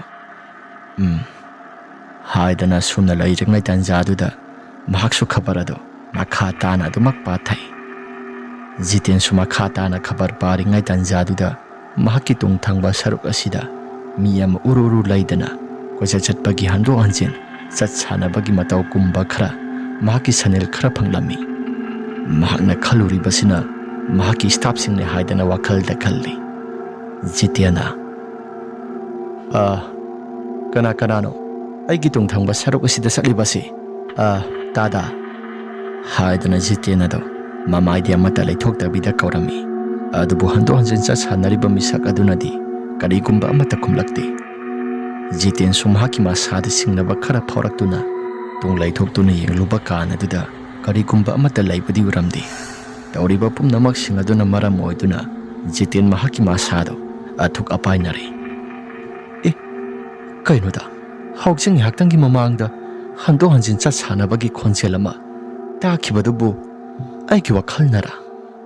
ꯍꯥꯏꯗꯅ ꯖꯤꯇꯦꯟ ꯃꯍꯥꯛꯀꯤ ꯃꯁꯥꯗꯨ ꯅꯤꯡꯁꯤꯡ ꯃꯥꯡꯖꯤꯡꯅꯗꯨꯅ ꯀꯔꯤꯒꯨꯝꯕ ꯑꯃꯗ ꯏꯇꯧ ꯇꯧꯔꯝꯃꯤ꯫ ꯑꯗꯨꯅ ꯂꯩꯔꯤꯉꯩ ꯇꯥꯟꯖꯥꯗꯨꯗ ꯖꯤꯇꯦꯟꯒꯤ ꯑꯀꯣꯏꯕꯗ ꯃꯍꯥꯛꯁꯤ ꯂꯩꯗꯅ ꯌꯦꯡꯂꯛꯏ꯫ ꯑꯀꯣꯏꯕꯗ ꯂꯩꯗꯅ ꯌꯦꯡꯂꯛꯄ ꯀꯥꯟ ꯑꯗꯨꯗ ꯁ꯭ꯇꯦꯁꯟ ꯑꯗꯨꯒꯤ ꯂꯣꯏꯔꯝꯗꯥꯏꯒꯤ ꯇꯥꯟꯖꯥ ꯐꯣꯛꯂꯥꯏꯠ ꯑꯃ ꯊꯥꯜꯂꯤꯕꯗꯣ, ꯐꯣꯛꯂꯥꯏꯠ ꯑꯗꯨꯁꯨ ꯃꯩ ꯑꯗꯨ ꯈꯔ ꯈꯞꯄꯤ, ꯑꯃꯨꯛꯁꯨ ꯃꯨꯠꯂꯤ, ꯑꯃꯨꯛꯁꯨ ꯉꯥꯜꯂꯤ꯫ ꯖꯤꯇꯦꯟ ꯃꯩ ꯃꯨꯠꯂꯤꯕ ꯉꯥꯜꯂꯤꯕ ꯑꯃꯨꯛ ꯈꯞꯄꯤꯕ ꯃꯥꯏꯀꯩ ꯑꯁꯣꯝꯗ ꯌꯦꯡꯊꯣꯛꯂꯛꯄ ꯀꯥꯟ ꯑꯗꯨꯗ ꯑꯉꯛꯄ ꯐꯪꯂꯕ ꯃꯨꯔꯇꯤ ꯑꯃ ꯎꯕ ꯐꯪꯂꯤ꯫ ꯃꯩ ꯃꯨꯠꯄ ꯀꯥꯟ, ꯐꯣꯛꯂꯥꯏꯠ ꯑꯗꯨ ꯃꯩ ꯃꯨꯠꯄ ꯀꯥꯟꯗꯅ ꯅꯨꯄꯤ ꯑꯃꯒꯤ ꯃꯤꯇꯝꯗ ꯂꯦꯞꯄ ꯂꯩꯕꯗꯣ ꯖꯤꯇꯦꯟꯁꯨ ꯎꯔꯛꯂꯤ꯫ ꯑꯗꯨꯒ ꯃꯩ ꯑꯗꯨꯒꯤ ꯉꯥꯜꯂꯛꯂꯕ ꯀꯥꯟꯗꯅ ꯖꯤꯇꯦꯟ ꯅꯨꯄꯤ ꯑꯗꯨ ꯑꯃꯨꯛ ꯎꯗꯦ꯫ ꯖꯤꯇꯦꯟꯁꯨ ꯃꯇꯧ ꯑꯗꯨꯗ ꯃꯁꯥꯁꯤ ꯀꯔꯤꯅꯣ ꯍꯥꯏꯗꯅ ꯃꯨꯟꯅ ꯌꯦꯡꯉꯤ꯫ ꯑꯥꯗ ꯎꯔꯤꯕꯁꯤꯕꯨ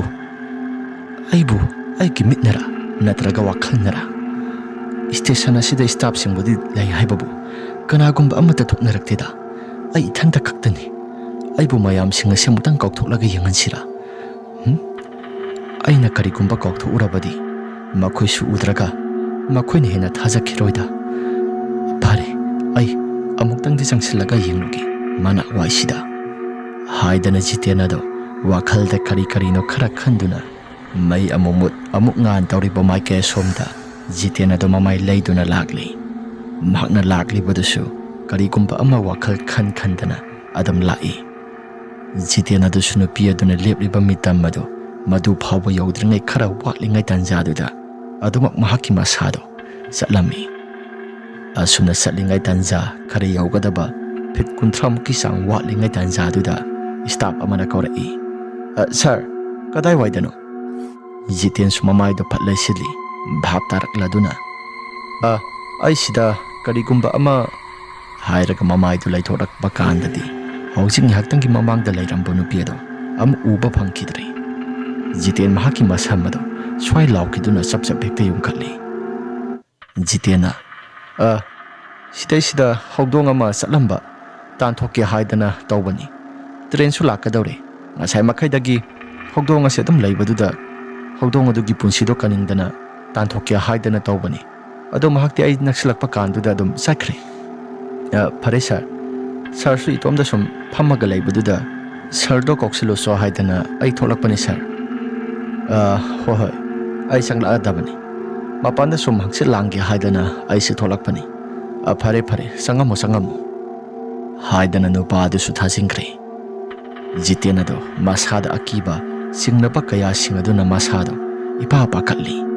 Mahak su masado karigumba khara khandaba saduna stop lairiba mayam singadugi marakta sanglakle. Aduga makoi masal wari watai sanaduna lai. Asumna tawduna lairingai tanjaduda train adu su lakle haidana mayam ase marang tongnarakle. Station ado ahingi matam oibanina media mata tinde. Tholakadoriba train adugi madudagi kumlakadaba mising ado madu khaktani ngainaribasi. Station aduda train ado yauraklaba kan aduda passenger sing ado mathang manaw naina loina kumthanakri. Jiten su mahaki masada karigumba khara yenge haidana train adu tamna lakle. Train gi makok thangba saruk adom da haiphet lakle. Adom hek laklaba kan aduda train adu bu thoriba driver ado maduna yamna kiba phangna sumnai rakhi. Sir, mamang thangba saruk asida nupi maphat landuna sakhi. Matung manaudi madugumba nupi masado train asigi track ta salanganu sir. Aisu isasi ipa pakhaluri. Train station asigi master oiriba jitendi masado ingangakle. Ngasai makaidagi station asida makogi staff natana kanagumba amata laitabani. Jiten su masado ipa pakhatna yamna ngakna sumna haiki. Kainu na nga isi. Ngasaidagi di staff natana kanagumba amata station asida laiti. Misu langba amata tadi.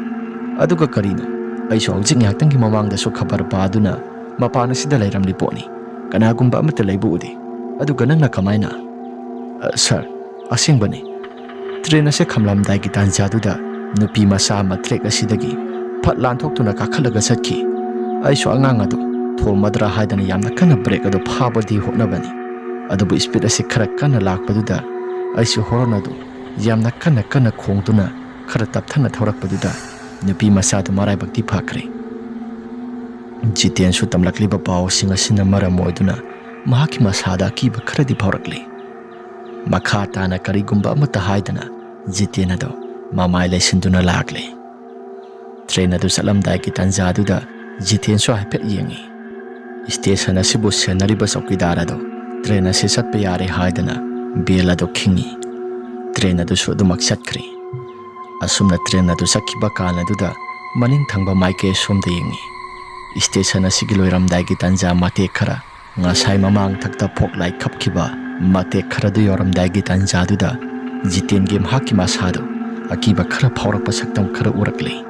Train adugi maning waduda musin murabunu pi magi sabanda train ado yamna kana tana khibado jiten su urakle.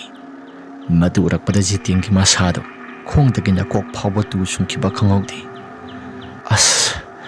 Masigi train station se masi soidana tamnaba haibado masi oigadori. Aibu stop ta tamsira. Stop ta di tamaragida. Ai saukidara sida lona tamlagi. Haidana saukidara do koksili. Saukidara su mahki masado karigumba khara tawre haibasi khanglakle. Jitengi masa tamna mahakse parap lakle. Sahib, kaidaurage sahib? Tada, mi atai dedi amata hairunuko. Sahib haibiyo karino. Ai station asida join tawraklaba kan asida mafam ase thabak tawningdabagi wadi nate. Akiba thodok kaya maromama ai su thingnare. Sahib, mafam asibu adugi maramdani aina tadada hangi haidana tawribasi.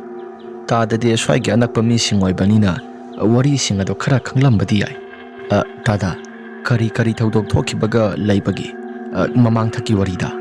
ꯖꯤꯇꯦꯟꯒꯤ ꯋꯥꯍꯪ ꯑꯗꯨꯗ ꯆꯧꯀꯤꯗꯥꯔ ꯑꯗꯨꯁꯨ ꯃꯁꯥꯗ ꯏꯄꯥ ꯄꯥꯈꯠꯅ ꯑꯁꯨꯝꯅ ꯍꯥꯏꯔꯛꯏ꯫ ꯁꯥꯍꯦꯕ, ꯑꯩꯅ ꯁꯥꯍꯦꯕꯇ ꯄꯥꯎꯁꯤꯡ ꯑꯁꯤ ꯇꯝꯕ ꯃꯇꯝꯗ ꯁꯥꯍꯦꯕꯇꯤ ꯊꯥꯖꯒꯗ꯭ꯔꯥ ꯊꯥꯖꯔꯣꯏꯗ꯭ꯔꯥ ꯍꯥꯏꯕꯗꯤ ꯈꯪꯗꯦ꯫ ꯁꯤꯒꯤ ꯑꯁꯥꯏꯒꯤ ꯎ ꯄꯔꯦꯡ ꯍꯧꯔꯤꯕꯁꯤ ꯃꯃꯥꯡꯊꯛꯇ ꯃꯪꯐꯝ ꯑꯣꯏꯔꯝꯃꯤ꯫ ꯃꯤ ꯑꯁꯤꯕ ꯀꯌꯥ ꯃꯔꯨꯝ ꯑꯃ ꯃꯐꯝ ꯖꯒꯥ ꯑꯁꯤꯗ ꯃꯩ ꯊꯥꯐꯝ ꯐꯨꯝꯐꯝ ꯑꯣꯏꯔꯝꯃꯤ꯫ ꯃꯇꯝꯒꯤ ꯃꯇꯨꯡ ꯏꯟꯅ ꯎ ꯋꯥꯁꯤꯡ ꯑꯁꯤꯁꯨ ꯈꯔ ꯌꯥꯟꯊꯠꯈ꯭ꯔꯦ꯫ ꯑꯗꯨꯕꯨ ꯎ ꯋꯥꯁꯤꯡ ꯑꯗꯨ ꯃꯐꯝ ꯖꯒꯥ ꯑꯁꯤꯗ ꯊꯥꯖꯤꯜꯂꯕꯁꯨ ꯑꯗꯨꯝ ꯌꯥꯟꯊꯠꯄ ꯑꯗꯨꯝ ꯇꯧꯕꯅꯤꯅ ꯃꯐꯝ ꯑꯁꯤꯗꯁꯨ ꯑꯗꯨꯝ ꯇꯝꯅꯕ ꯍꯥꯏꯕꯗꯣ ꯍꯥꯟꯅꯗꯒꯤꯁꯨ ꯈꯔꯅꯒ ꯇꯧꯔꯛꯄꯒ ꯃꯐꯝ ꯑꯁꯤꯗ ꯎ ꯋꯥ ꯐꯅ ꯌꯥꯟꯊꯠꯂꯕꯁꯨ ꯑꯗꯨꯝ ꯏꯁꯣꯡ ꯁꯣꯡꯅ ꯍꯧꯒꯠꯂꯛꯏ꯫ ꯑꯗꯨꯅꯅꯤ ꯑꯁꯥꯏꯒꯤ ꯃꯐꯝ ꯄꯔꯦꯡꯁꯤꯡ ꯖꯒꯥ ꯑꯁꯤ ꯁꯤꯗꯅ ꯑꯇꯩ ꯎ ꯖꯒꯥꯁꯤꯡ ꯍꯧꯔꯤꯕꯁꯤꯡ ꯑꯁꯤꯒ ꯑꯃꯠꯇ ꯃꯥꯟꯅꯗꯕ ꯃꯐꯝ ꯑꯁꯤꯗꯅ ꯏꯁꯣꯡ ꯁꯣꯡꯂꯤꯕꯁꯤ꯫ ꯃꯐꯝ ꯑꯁꯤ ꯀꯔꯤ ꯂꯩꯕꯅꯣ ꯈꯪꯗꯦ꯫ ꯇ꯭ꯔꯦꯟ ꯁ꯭ꯇꯦꯁꯟꯁꯤ ꯁꯥꯗ꯭ꯔꯤꯉꯩ ꯃꯇꯝꯗꯁꯨ ꯂꯥꯏꯒꯤ ꯇꯤꯟꯒꯤ ꯑꯣꯏꯕ ꯀꯌꯥ ꯃꯔꯨꯝ ꯑꯃ ꯇꯧꯗꯨꯅ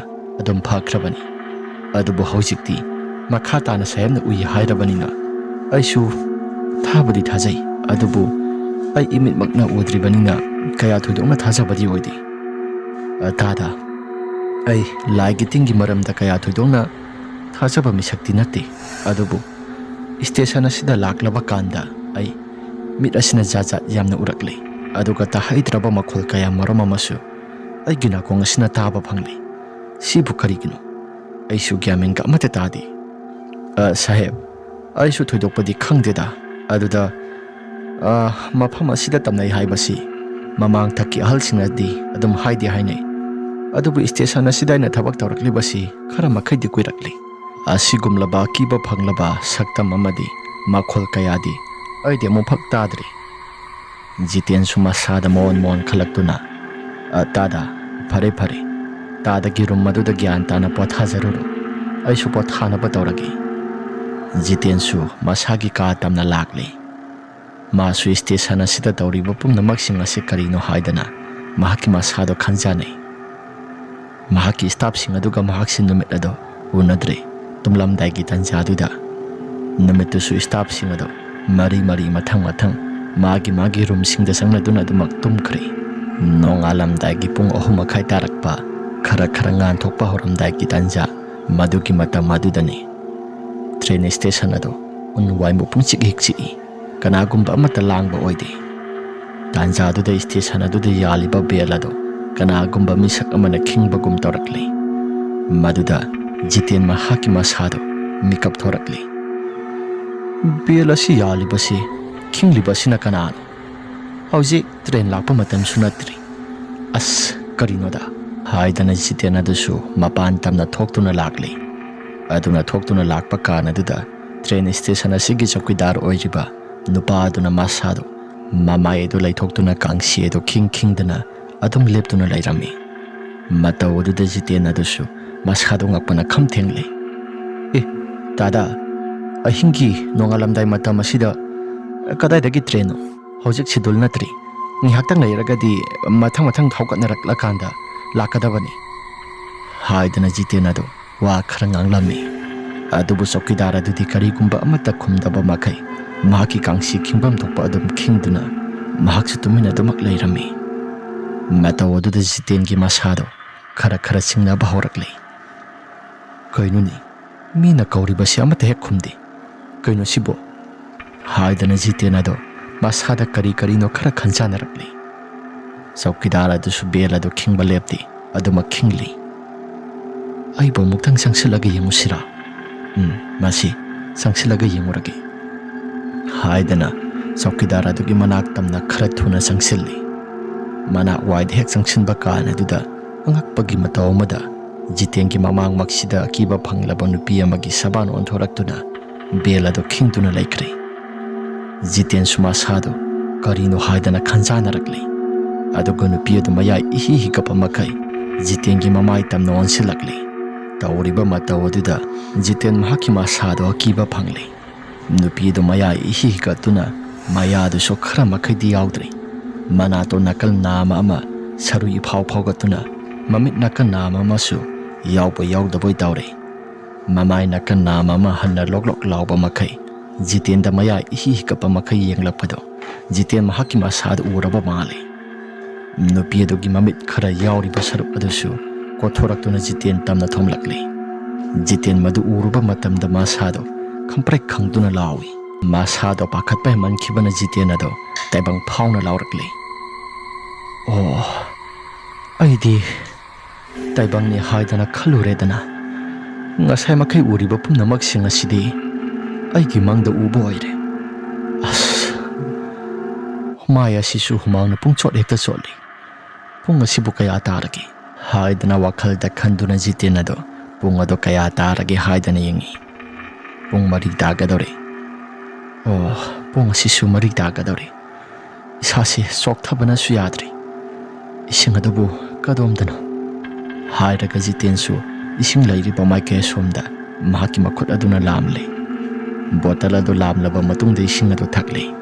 Adumna ising ado thakle ngai tanja aduda station adugi mahaki tumphamgi ka oiriba thong ado maduda kanagumba amana thong asi hangdoklo haibagi matagumna thong asi thilakle. Jiten su tawriba pumnamak sing aduda masado kamprek khangi. Ising thaklamba pumnamak sing adusu hagat ki haidana tawi. Kana oiri chano nongalamdai ki matam asida as ai nongmagi mafam asida laibasi ai soidana sirakpa tari. As kaino tawri sidi mafam jakasi lai ki tingyo ba khara yamna tawri ai athubada atopa mafam jaka amada sataba yadre. Masigi matung makha tana karigumba amata tawrakhidre. Jiten suma sadu kina ahingdumadi adumak tumthakre.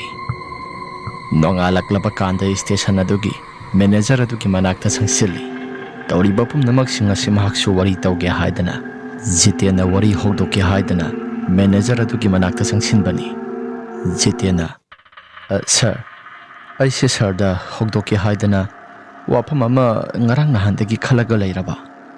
Asumna haiba hek haubaga manager adugi phone adu lakle. Mahaksu mahak imung manunggi wari watai sana kibana Jiten adu su wari adu makha tana hogdokpa amata ngamdre. Jiten sir, ai kona muk laksaragi. Hayeng kona gyan tana wari oina sanarase sir. Jiten adu su manager adugi room madudagi thorakle. Aduga mahakna sumna khalli. Aigi wari si sir da tamlaga sir na thajabigadra thajabirodra sibu. As ai gyamenga amate hek tadida thajabigadaba su mali aduga thajabirodaba su mali. Sardi asida sida pakpak hekta lakpa nate. Masi muk lakani hayeng amuk sakrani hangchit amuk lepani. As khangdida haidana Jiten ado lakle. Numidangi matam yausilakle. Numitumadi staff sing adu sumagi magi mafam sing da loin hekta tumnakre. Jiten sumahaki mafam da nungaina tumthage haidana mahaki nupi angang singa wari watai sanaraba matungda adu mahakse tumthage haidana themlakpa tanja aduda mahaki thongnau ki khariba mingsial aduda nupi amagumna kanagumba amagi mitam taba horakle. Jitena pungsu yam nangali mapanda leiribasina kanano haidana thong adu so hangtoki haidana hek tawba kana aduda nupi adu muk laiba uramdre. Jiten sumahaki masada kari mataunoda thong asi hangdoki tawbaga muk lairamdraba. As sigi train station si mongam itaw tawida haidana chowkidar aduda mahakna phone ado tawge haidana tawi. Tawbadabu chowkidar gi phone ado phone sing adu network amata phangde haidana amata chatkidre. Mapanda thoki khalaba su Jiten ki masado iki kire. Adumna lairingai tanja aduda nong asi su khakpa lawba tawkhalakle. Mataw aduda Jiten ado kamprek khangi. Nong asi ngasadi ihang hangaga lawba tai aduga hausikna kariki khakpa lawba tawriba. Haidana wakhalda khanduna lairingai tanja asida makhugi bathroom thangba maike somda nupi amana isai ngangdana iru maithalujabagi makhol ama tarakle. Jiten su makhol sing adu hek tarubada nupi somata leiba nati aikhogi staff sing asida nupa ngakta leiba sida haujipu ahinggi matam yausilaklaba sida ꯀꯅꯥꯅ ꯏꯔꯨ ꯂꯨꯖꯒꯗꯧꯔꯤꯕꯅꯣ?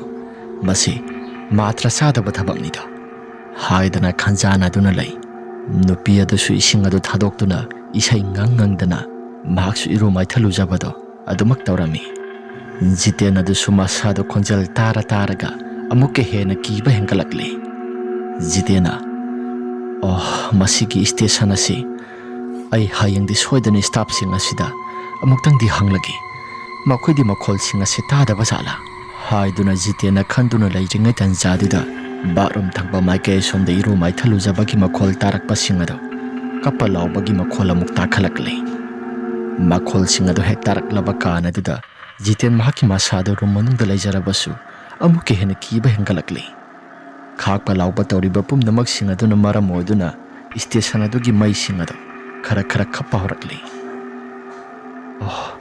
ꯅꯣꯡ ꯆꯨꯔꯛꯂꯕꯁꯨ ꯃꯩ ꯑꯁꯤ ꯈꯔ ꯕꯦꯔꯥ ꯀꯥꯕꯅꯤ꯫ Station ꯃꯅꯨꯡ ꯑꯁꯤꯗ ꯇꯧꯔꯤꯕ ꯃꯌꯥꯝꯁꯤꯡ ꯑꯁꯤ ꯀꯔꯤꯅꯣ? ꯑꯩ ꯏꯁꯥꯁꯦ ꯈꯟꯐꯝꯒ ꯑꯃꯠꯇ ꯍꯦꯛ ꯈꯪꯗ꯭ꯔꯦꯗ ꯍꯥꯏꯗꯅ ꯂꯩꯔꯤꯉꯩ ꯇꯥꯟꯖꯥꯗꯨꯗ ꯅꯨꯄꯤ ꯑꯗꯨ ꯀꯞꯇꯅ ꯔꯨꯝ ꯑꯁꯤꯒꯤ ꯃꯅꯥꯛ ꯇꯝꯅ ꯂꯥꯛꯄꯒꯨꯝ ꯇꯧꯔꯛꯂꯤ꯫ ꯔꯨꯝ ꯑꯁꯤꯒꯤ ꯃꯅꯥꯛ ꯋꯥꯏꯗ ꯂꯥꯛꯂꯕ ꯀꯥꯟ ꯑꯗꯨꯗ ꯖꯤꯇꯦꯟꯒꯤ ꯔꯨꯝꯒꯤ ꯃꯍꯥꯛꯀꯤ ꯀꯥ ꯃꯅꯨꯡꯗ ꯊꯥꯜꯂꯤꯕ ꯃꯩ ꯑꯗꯨ ꯃꯊꯟꯇ ꯐꯨꯠ ꯂꯥꯎꯅ ꯍꯦꯛꯇ ꯃꯨꯠꯈ꯭ꯔꯦ꯫ ꯑꯗꯨꯕꯨ ꯃꯄꯥꯟꯗ ꯊꯥꯜꯂꯤꯕ ꯃꯩ ꯑꯗꯨꯗꯤ ꯉꯥꯟ ꯍꯦꯛꯇ ꯉꯥꯟꯅ ꯂꯩ꯫ ꯖꯤꯇꯦꯟꯁꯨ ꯇꯧꯔꯤꯕ ꯄꯨꯝꯅꯃꯛꯁꯤꯡ ꯑꯁꯤ ꯃꯁꯥꯗꯨ ꯀꯤꯕꯅ ꯌꯥꯔꯛꯇ꯭ꯔꯦ꯫ ꯐꯃꯨꯡꯒꯤ ꯅꯥꯀꯜ ꯊꯪꯕ ꯁꯔꯨꯛ ꯀꯥꯆꯤꯜ ꯑꯣꯏꯔꯞꯅ ꯃꯁꯥꯗꯨ ꯄꯨꯂꯞ ꯇꯥꯁꯤꯟꯗꯨꯅ ꯂꯩ꯫ ꯑꯩ ꯉꯁꯤꯗꯤ ꯑꯩꯒꯤ ꯅꯨꯃꯤꯠ ꯑꯁꯤ ꯁꯨꯕ ꯇꯥꯔꯤ꯫ ꯑꯩ ꯏꯁꯥꯁꯦ ꯂꯩꯐꯝ ꯆꯥꯐꯝ ꯑꯃꯠꯇ ꯈꯪꯗ꯭ꯔꯤ꯫ ꯅꯨꯄꯤ ꯑꯗꯨꯁꯨ ꯀꯞꯅ ꯂꯥꯛꯂꯕ ꯃꯇꯨꯡꯗ ꯖꯤꯇꯦꯟꯒꯤ ꯊꯣꯡꯅꯥꯎꯒꯤ ꯃꯄꯥ ꯑꯗꯨ ꯃꯗꯨꯗ ꯆꯞ ꯂꯦꯞꯄꯤ꯫ ꯃꯄꯥꯟ ꯊꯪꯕ ꯁꯔꯨꯛꯇꯅ ꯃꯩ ꯑꯗꯨ ꯏꯉꯥꯟ ꯉꯥꯟꯅ ꯊꯥꯜꯂꯕꯅꯤꯅ ꯃꯄꯥꯟꯗ ꯇꯧꯔꯤꯕ ꯄꯨꯝꯅꯃꯛꯁꯤꯡ ꯑꯗꯨ ꯈꯔ ꯃꯈꯩꯗꯤ ꯎꯔꯝꯃꯤ꯫ ꯖꯤꯇꯦꯟ ꯃꯍꯥꯛꯀꯤ ꯊꯣꯡꯅꯥꯎ ꯑꯗꯨ ꯌꯥꯝꯅ ꯃꯌꯦꯛ ꯁꯦꯡꯅ ꯎꯕꯤ ꯅꯠꯇꯦ, ꯈꯔ ꯃꯍꯛ ꯇꯧꯕꯤ ꯃꯌꯦꯛ ꯁꯦꯡꯅ ꯎꯗꯕꯤꯗꯨꯅꯤ꯫ ꯑꯗꯨꯕꯨ ꯃꯄꯥꯟꯗ ꯇꯧꯔꯤꯕ ꯄꯨꯝꯅꯃꯛꯁꯤꯡ, ꯃꯤ ꯆꯠꯊꯣꯛ ꯆꯠꯁꯤꯟ ꯇꯧꯕ ꯄꯨꯝꯅꯃꯛꯁꯤꯡ ꯑꯗꯨ ꯃꯃꯤ ꯁꯥꯃꯤ ꯑꯣꯏꯅ ꯑꯗꯨꯝ ꯎꯗꯤ ꯎꯏ꯫ ꯑꯗꯨꯅ ꯃꯄꯥꯟꯗ ꯇꯧꯔꯤꯕ ꯄꯨꯝꯅꯃꯛꯁꯤꯡ, ꯅꯨꯄꯤ ꯑꯃꯅ ꯂꯥꯛꯇꯨꯅ ꯃꯍꯥꯛꯀꯤ ꯊꯣꯡꯅꯥꯎ ꯃꯄꯥꯗ ꯀꯞꯇꯅ ꯇꯧꯔꯤꯕ ꯑꯗꯨ ꯃꯍꯥꯛꯁꯨ ꯍꯥꯏꯐꯦꯠ ꯎꯊꯣꯛꯂꯨꯔꯦ꯫ ꯖꯤꯇꯦꯟꯁꯨ ꯃꯗꯨ ꯎꯕ ꯃꯇꯝꯗ ꯃꯁꯥꯗꯨ ꯀꯤꯕꯅ ꯌꯥꯔꯛꯇ꯭ꯔꯦ꯫ ꯁꯤꯕꯨ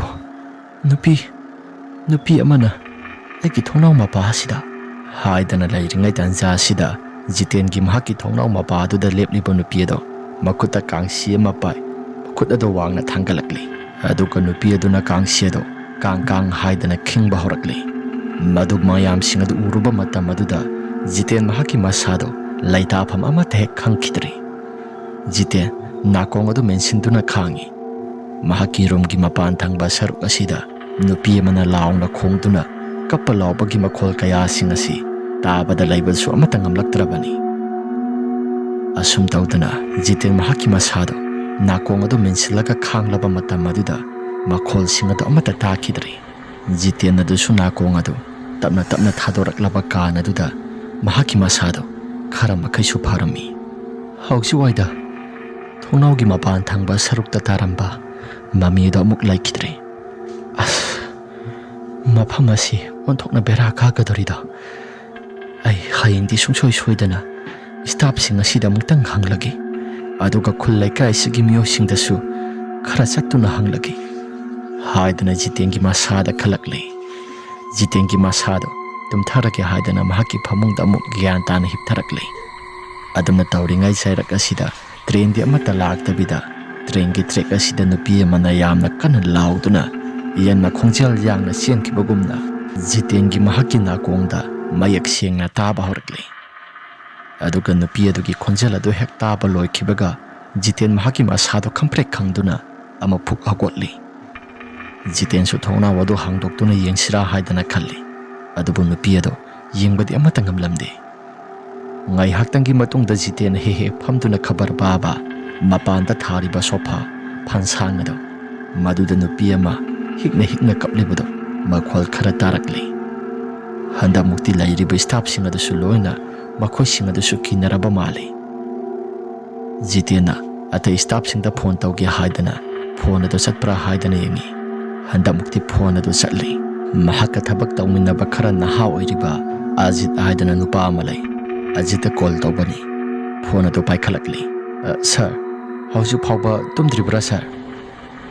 ꯇꯨꯝꯗ꯭ꯔꯤ ꯑꯖꯤꯠ ꯅꯈꯣꯏ ꯃꯄꯥꯟꯗ ꯇꯧꯔꯤꯕ ꯈꯣꯟꯖꯦꯜꯁꯤꯡ ꯑꯁꯤ ꯅꯈꯣꯏ ꯇꯥꯕ꯭ꯔꯥ ꯁꯥꯔ ꯇꯥꯏ ꯉꯁꯥꯏꯗꯒꯤ ꯇꯧꯔꯤꯕ ꯄꯨꯝꯅꯃꯛꯁꯤꯡ ꯑꯁꯤ ꯑꯩꯈꯣꯏꯁꯨ ꯂꯣꯏꯅ ꯇꯥꯏ ꯁꯥꯔꯗꯤ ꯇꯥꯗꯕ꯭ꯔꯣ ꯑꯩꯁꯨ ꯇꯥꯔꯤꯕꯅꯤ ꯉꯁꯥꯏꯗꯒꯤ ꯑꯩꯒꯤ ꯔꯨꯝꯒꯤ ꯃꯄꯥ ꯑꯁꯤꯗ ꯈꯣꯟꯖꯦꯜ ꯀꯌꯥ ꯃꯔꯨꯝ ꯑꯃ ꯇꯥꯏ ꯑꯗꯨꯒ ꯅꯨꯄꯤ ꯑꯃꯒꯤ ꯃꯤꯇꯝꯁꯨ ꯎꯏ ꯑꯗꯣ ꯃꯄꯥꯟꯗ ꯀꯞꯂꯤꯕꯁꯤ ꯑꯃꯨꯛꯇꯪꯗꯤ ꯌꯦꯡꯁꯤꯔꯥ ꯃꯄꯥꯟ ꯊꯣꯛꯂꯒꯗꯤ ꯌꯦꯡꯗꯕꯤꯗ ꯊꯣꯡꯅꯥꯎꯗꯒꯤ ꯑꯣꯏꯅ ꯌꯦꯡꯁꯤꯔꯥ ꯁꯥꯔ ꯑꯩꯁꯨ ꯑꯗꯨꯃꯥꯏꯅ ꯈꯜꯂꯝꯃꯤ ꯑꯇꯩ ꯂꯩꯔꯤꯕꯁꯤꯡ ꯑꯁꯤꯗꯤ ꯀꯤ ꯍꯥꯏꯗꯅ ꯑꯃꯠꯇ ꯌꯦꯡꯅꯗꯦ ꯁꯥꯔ ꯏꯕꯥꯅꯤ ꯀꯣꯜ ꯑꯁꯤ ꯄꯥꯏꯅꯗꯨꯅ ꯊꯣꯡꯅꯥꯎ ꯑꯁꯤ ꯑꯃꯨꯛꯇꯪ ꯍꯥꯡꯗꯣꯛꯂꯒ ꯌꯦꯡꯁꯤꯔꯥ ꯍꯣꯏ ꯍꯣꯏ ꯌꯥꯝꯅꯗꯤ ꯍꯥꯡꯗꯣꯛꯒꯨꯝꯁꯤ ꯈꯔ ꯈꯖꯤꯛ ꯈꯛꯇꯪ ꯍꯥꯡꯗꯣꯛꯂꯒ ꯌꯦꯡꯁꯤ ꯍꯥꯏꯗꯅ ꯖꯤꯇꯦꯟ ꯃꯕꯥꯅꯤ ꯑꯖꯤꯠꯀ ꯃꯕꯥꯅꯤꯒꯗꯣ ꯊꯣꯡꯅꯥꯎ ꯑꯗꯨ ꯈꯔ ꯈꯖꯤꯛ ꯍꯥꯡꯗꯣꯛꯇꯨꯅ ꯌꯦꯡꯉꯤ ꯑꯗꯨꯝꯅ ꯌꯦꯡꯂꯨꯕ ꯀꯥꯟ ꯑꯗꯨꯗ ꯑꯀꯤꯕ ꯐꯪꯂꯕ ꯁꯛꯇꯝ ꯀꯌꯥ ꯃꯔꯨꯝ ꯑꯃ ꯎꯕ ꯐꯪꯂꯛꯂꯤ ꯅꯨꯄꯤ ꯑꯃꯒꯤ ꯊꯋꯥꯏꯅ ꯇ꯭ꯔꯦꯟ ꯑꯗꯨꯒꯤ ꯇ꯭ꯔꯦꯛ ꯑꯗꯨꯗ ꯃꯁꯥꯗꯨ ꯏꯅꯨꯡ ꯅꯨꯡꯉꯥꯏꯇꯕꯒꯨꯝꯅ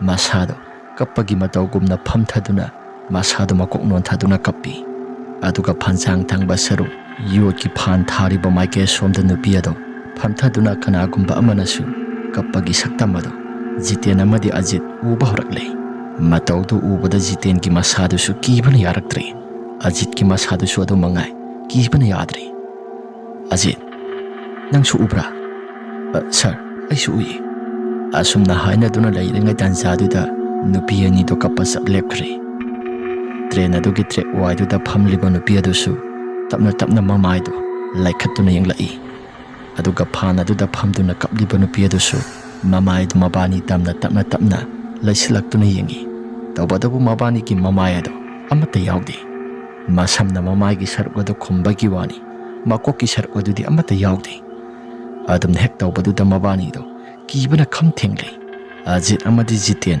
ꯀꯤꯕꯅ ꯌꯥꯔꯛꯇ꯭ꯔꯕꯗꯨꯗ ꯊꯣꯡ ꯑꯗꯨ ꯒꯝ ꯂꯥꯎꯅ ꯊꯤꯡꯖꯤꯜꯂꯤ ꯑꯗꯨꯝ ꯍꯦꯛ ꯊꯤꯡꯈꯤꯕ ꯀꯥꯟ ꯑꯗꯨꯗ ꯇꯧꯔꯝꯂꯤꯕ ꯄꯨꯝꯅꯃꯛꯁꯤꯡ ꯑꯗꯨ ꯆꯞ ꯆꯞ ꯍꯦꯛꯇ ꯂꯦꯞꯄꯤ ꯁꯥꯔ ꯍꯌꯦꯡ ꯒ꯭ꯌꯥꯟ ꯇꯥꯅ ꯁ꯭ꯇꯥꯐꯁꯤꯡꯒ ꯋꯥꯔꯤ ꯋꯥꯇꯥꯏ ꯁꯥꯟꯅꯔꯁꯤ ꯉꯁꯤꯒꯤꯗꯤ ꯑꯩꯒꯤ ꯏꯁꯥꯁꯤ ꯀꯩꯅꯣꯝ ꯏꯇꯧ ꯇꯧꯔꯤ ꯍꯣꯏ ꯐꯔꯦ ꯅꯪꯁꯨ ꯒ꯭ꯌꯥꯟ ꯇꯥꯅ ꯄꯣꯊꯥꯖꯔꯣ ꯅꯣꯏꯅ ꯈꯔ ꯃꯤꯀꯞ ꯊꯣꯛꯂꯛꯄꯁꯤꯗ ꯑꯩꯁꯨ ꯈꯤꯇꯪ ꯐꯔꯤꯄꯣꯠꯅꯤ ꯅꯍꯥꯟ ꯃꯈꯩꯗꯤ ꯑꯩ ꯏꯊꯟꯇ ꯈꯛꯇ ꯇꯧꯕꯗꯨꯗ ꯏꯁꯥꯁꯤ ꯂꯩꯕꯒ ꯑꯃꯠꯇ ꯉꯝꯂꯛꯇ꯭ꯔꯕꯅꯤ ꯁꯥꯔ ꯅꯍꯥꯟ ꯃꯈꯩ ꯍꯥꯏꯕ ꯌꯥꯗꯕ꯭ꯔꯥ ꯉꯁꯤꯗꯤ ꯑꯩꯈꯣꯏ ꯂꯣꯏꯅ ꯈꯪꯅꯔꯤ ꯅꯍꯥꯟ ꯃꯈꯩꯗꯤ ꯑꯃꯠꯇ ꯇꯥꯗꯦ ꯌꯥꯕꯨꯗꯤ ꯌꯥꯏ ꯑꯗꯨꯗ ꯑꯩꯅ ꯋꯥꯔꯤꯁꯤꯡ ꯑꯁꯤ ꯇꯝꯃꯨꯔꯒ ꯑꯩꯒꯤ ꯁ꯭ꯇꯥꯐꯁꯤꯡ ꯑꯁꯤ ꯀꯤꯍꯜꯂꯒ ꯑꯩꯁꯤ ꯊꯕꯛ ꯇꯣꯛꯄ ꯄꯥꯝꯕ꯭ꯔꯥ ꯍꯥꯏꯗꯅ ꯈꯟꯈ꯭ꯔꯅꯤ ꯍꯥꯏꯗꯅ ꯑꯩꯁꯤ ꯍꯥꯏꯗꯣꯛꯇ꯭ꯔꯕꯅꯤ ꯁꯥꯔ ꯑꯩꯁꯨ ꯍꯥꯟꯅ ꯃꯃꯥꯡ ꯊꯛꯇꯒꯤ ꯁꯤꯒꯨꯝꯂꯕ ꯈꯣꯟꯖꯦꯜꯁꯦ ꯑꯃꯠꯇ ꯇꯥꯔꯛꯇ꯭ꯔꯤ ꯍꯣꯏ ꯈꯨꯜ ꯑꯁꯤꯒꯤ ꯃꯤꯅꯕꯨꯗꯤ ꯈꯔ ꯃꯈꯩꯗꯤ ꯍꯥꯏꯅꯩ ꯇꯧꯕꯇꯕꯨ ꯑꯩꯗꯤ ꯂꯥꯏꯒꯤ ꯇꯤꯟꯒꯤ ꯃꯔꯝꯗ ꯀꯌꯥ ꯊꯥꯖꯗꯕꯗꯨꯗ ꯀꯌా ꯊꯣꯏꯗꯣꯛꯅꯁꯨ ꯊꯥꯖꯕ ꯑꯣꯏꯔꯨꯗꯦ ꯑꯗꯨꯕꯨ ꯍꯟꯗꯛꯇꯤ ꯁꯥꯔ ꯍꯦꯛ ꯂꯥꯛꯄꯗꯒꯤ ꯍꯧꯔꯒ ꯑꯗꯨꯝ ꯇꯝꯅꯕꯁꯤ ꯇꯧꯔꯤ ꯃꯃꯥꯡ ꯊꯛꯇꯒꯤꯁꯨ ꯈꯔ ꯑꯗꯨꯝ ꯇꯧꯏ ꯍꯥꯏ ꯇ꯭ꯔꯦꯟ ꯁ꯭ꯇꯦꯁꯟ ꯑꯁꯤꯒꯤ ꯃꯁꯇꯔꯁꯤꯡ ꯑꯗꯨꯁꯨ ꯂꯩꯕ ꯉꯝꯗꯗꯅ ꯑꯇꯣꯞꯄ ꯃꯐꯝ ꯖꯒꯥꯗ ꯆꯠꯅꯈꯤꯕꯁꯨ ꯀꯣꯡꯒꯥꯏꯅꯤ ꯍꯥꯏꯅꯩ ꯁ꯭ꯇꯦꯁꯟ ꯑꯁꯤꯒꯤ ꯃꯁꯇꯔ ꯈꯛꯇꯁꯨ ꯅꯠꯇꯅ ꯁ꯭ꯇꯥꯐꯁꯤꯡ ꯑꯗꯨꯁꯨ ꯂꯩꯕ ꯑꯃꯠꯇ ꯉꯝꯗꯦ ꯍꯥꯏ ꯑꯗꯨꯗꯤ ꯁ꯭ꯇꯦꯁꯟ ꯑꯁꯤꯒꯤ ꯋꯥꯔꯤ ꯈꯔꯁꯨ ꯂꯩꯔꯗꯅ ꯑꯗꯣ ꯐꯔꯦ ꯑꯖꯤꯠ ꯅꯪ ꯒ꯭ꯌꯥꯟ ꯇꯥꯅ ꯄꯣꯊꯥꯔꯣ ꯍꯌꯦꯡ ꯒ꯭ꯌꯥꯟ ꯇꯥꯅ ꯁꯥꯟꯅꯔꯁꯤ ꯍꯧꯒꯠꯂꯀꯥꯟꯗ ꯑꯁꯨꯝ ꯇꯧꯗꯅ ꯖꯤꯇꯦꯟ ꯑꯃꯗꯤ ꯑꯖꯤꯠ ꯋꯥꯔꯤ ꯈꯔ ꯁꯥꯟꯅꯔꯕ ꯃꯇꯨꯡ ꯑꯗꯨꯝ ꯄꯣꯊꯥꯈ꯭ꯔꯦ ꯅꯣꯡꯉꯥꯜꯂꯛꯂꯕ ꯀꯥꯟ ꯑꯗꯨꯗ ꯑꯖꯤꯠꯁꯨ ꯃꯍꯥꯛꯀꯤ ꯃꯁꯥꯒꯤ ꯃꯊꯧ ꯀꯌꯥ ꯇꯧꯗꯨꯅ ꯃꯁꯥꯒꯤ ꯃꯊꯧꯗ ꯄꯨꯛꯅꯤꯡ ꯆꯪꯗꯨꯅ ꯂꯩꯍꯧꯔꯤ ꯑꯖꯤꯠꯅ ꯁꯥꯔ ꯉꯔꯥꯡꯒꯤ ꯋꯥꯐꯝ ꯑꯗꯣ ꯍꯣꯏ ꯍꯥꯏꯗꯅ ꯄꯔꯞ ꯂꯥꯛꯂꯦ ꯁ꯭ꯇꯦꯁꯟ ꯑꯁꯤꯒꯤ ꯃꯦꯅꯦꯖꯔꯁꯨ ꯂꯩꯔꯝꯃꯤ ꯋꯥꯔꯤꯁꯤꯡ ꯑꯗꯨ ꯂꯣꯏꯅ ꯇꯝꯂꯤ ꯉꯔꯥꯡ ꯃꯈꯣꯏꯁꯨ ꯂꯣꯏꯅ ꯊꯦꯡꯅꯔꯕꯅꯤꯅ ꯁ꯭ꯇꯦꯁꯟ ꯑꯁꯤꯒꯤ ꯆꯧꯀꯤꯗꯥꯔ ꯐꯥꯎ ꯌꯥꯎꯅ ꯃꯈꯣꯏꯅ ꯁꯥꯟꯅꯔꯤꯕ ꯋꯥꯔꯤ ꯑꯗꯨ ꯁꯥꯟꯅꯔꯤ ꯃꯌꯥꯝ ꯑꯗꯨꯒꯤ ꯋꯥꯐꯝꯁꯤꯡ ꯑꯗꯨ ꯇꯥꯔꯕ ꯀꯥꯟ ꯑꯗꯨꯗ ꯃꯦꯅꯦꯖꯔꯅ ꯑꯁꯨꯝꯅ ꯍꯥꯏꯔꯛꯏ ꯁ꯭ꯇꯥꯐ ꯁꯥ ꯅꯈꯣꯏ ꯀꯤꯕ ꯑꯃꯠꯇ ꯌꯥꯗꯦ ꯑꯩꯈꯣꯏ ꯊꯕꯛ ꯑꯁꯤ ꯄꯨꯂꯞ ꯄꯨꯟꯅ ꯇꯧꯃꯤꯟꯅꯒꯗꯕꯅꯤ ꯑꯩꯗꯤ ꯃꯐꯝ ꯖꯒꯥ ꯑꯁꯤꯗ ꯀꯌꯥ ꯇꯣꯏꯅꯁꯨ ꯂꯩꯇꯕꯅꯤꯅ ꯀꯌꯥ ꯊꯣꯏꯗꯣꯛꯅ ꯈꯪꯕꯗꯤ ꯑꯣꯏꯗꯦ ꯁꯥꯔ ꯖꯤꯇꯦꯟ ꯁꯥꯔꯅ ꯑꯃꯨꯛꯇꯪ ꯈꯨꯜ ꯑꯁꯤꯒꯤ ꯑꯍꯜ ꯑꯣꯏꯔꯕ ꯑꯃꯗ ꯆꯠꯂꯒ ꯁ꯭ꯇꯦꯁꯟ ꯑꯁꯤꯒꯤ ꯃꯔꯝꯗ ꯈꯔ ꯍꯪꯕꯤꯕꯅ ꯐꯒꯗ꯭ꯔꯥ ꯈꯜꯂꯤ ꯑꯩꯁꯨ ꯃꯐꯝ ꯖꯒꯥ ꯑꯁꯤꯗ ꯂꯩꯇꯦ ꯅꯨꯄꯤ ꯃꯌꯨꯝꯗ ꯂꯩꯕꯅꯤꯅ ꯈꯔ ꯅꯛꯄ ꯖꯒꯥ ꯑꯁꯤꯗꯁꯨ ꯑꯣꯏꯕꯅꯤꯅ ꯑꯗꯨꯝ ꯍꯟꯗꯣꯛ ꯍꯟꯖꯤꯟ ꯆꯠꯂꯤ ꯃꯐꯝ ꯖꯒꯥ ꯑꯁꯤꯗ ꯑꯩ ꯍꯥꯟꯅ ꯂꯩꯔꯛꯄ ꯖꯒꯥꯁꯨ ꯅꯠꯇꯕꯅꯤna kaya thoinasु khangbo oidi mafam asida ina join tawrokpasi sardagi aina tha ani khaktani halibasi hanadi minasu khara hainai adubu aisu kaya thoidongna thajaba mukti oidi manager ki wafam kaya sing aduda jitena ꯍꯣꯏ ꯁꯥꯔ, ꯑꯩ ꯍꯣꯔꯦꯟꯗꯣ ꯈꯨꯜ ꯑꯁꯤꯒꯤ ꯑꯍꯜ ꯑꯃ ꯎꯅꯔꯒ ꯑꯩ ꯍꯥꯏꯐꯦꯠꯇꯪ ꯍꯪꯂꯒꯦ꯫ ꯑꯁꯤ ꯍꯥꯏꯗꯅ ꯃꯌꯥꯝ ꯑꯗꯨꯁꯨ ꯌꯥꯅꯔꯦ꯫ ꯅꯨꯡꯊꯤꯜꯒꯤ ꯄꯨꯡ 1 ꯇꯥꯔꯛꯂꯕ ꯃꯗꯨꯒꯤ ꯃꯇꯝ ꯑꯗꯨꯗ ꯖꯤꯇꯦꯟ ꯑꯗꯣ ꯈꯨꯜ ꯑꯗꯨꯒꯤ ꯑꯍꯜ ꯑꯃ ꯎꯅꯒꯦ ꯍꯥꯏꯗꯅ ꯃꯍꯥꯛ ꯑꯁꯤ ꯂꯥꯛꯂꯦ꯫ ꯃꯊꯪ ꯁ꯭ꯇꯦꯁꯟ ꯑꯁꯤꯒꯤ ꯃꯔꯝꯗ ꯈꯔ ꯈꯪꯕ ꯑꯍꯜ ꯑꯃ ꯊꯤꯔꯛꯄꯗ ꯈꯨꯜ ꯑꯗꯨꯒꯤ ꯃꯌꯥꯏ ꯆꯕꯨꯛꯇ ꯍꯣꯡꯕ ꯀꯧꯕ ꯑꯍꯜ ꯑꯃ ꯂꯩꯔꯝꯃꯤ꯫ ꯍꯣꯡꯕꯗꯨꯒꯤ ꯃꯅꯥꯛꯇ ꯆꯪꯁꯤꯜꯂꯕ ꯃꯇꯨꯡꯗ ꯖꯤꯇꯦꯟꯅ ꯊꯦꯡꯅꯈꯤꯕ ꯋꯥꯔꯤ ꯀꯌꯥꯁꯤꯡ ꯑꯗꯣ ꯂꯣꯏꯅ ꯇꯝꯂꯤ꯫ ꯃꯗꯨꯗ ꯍꯣꯡꯕꯅ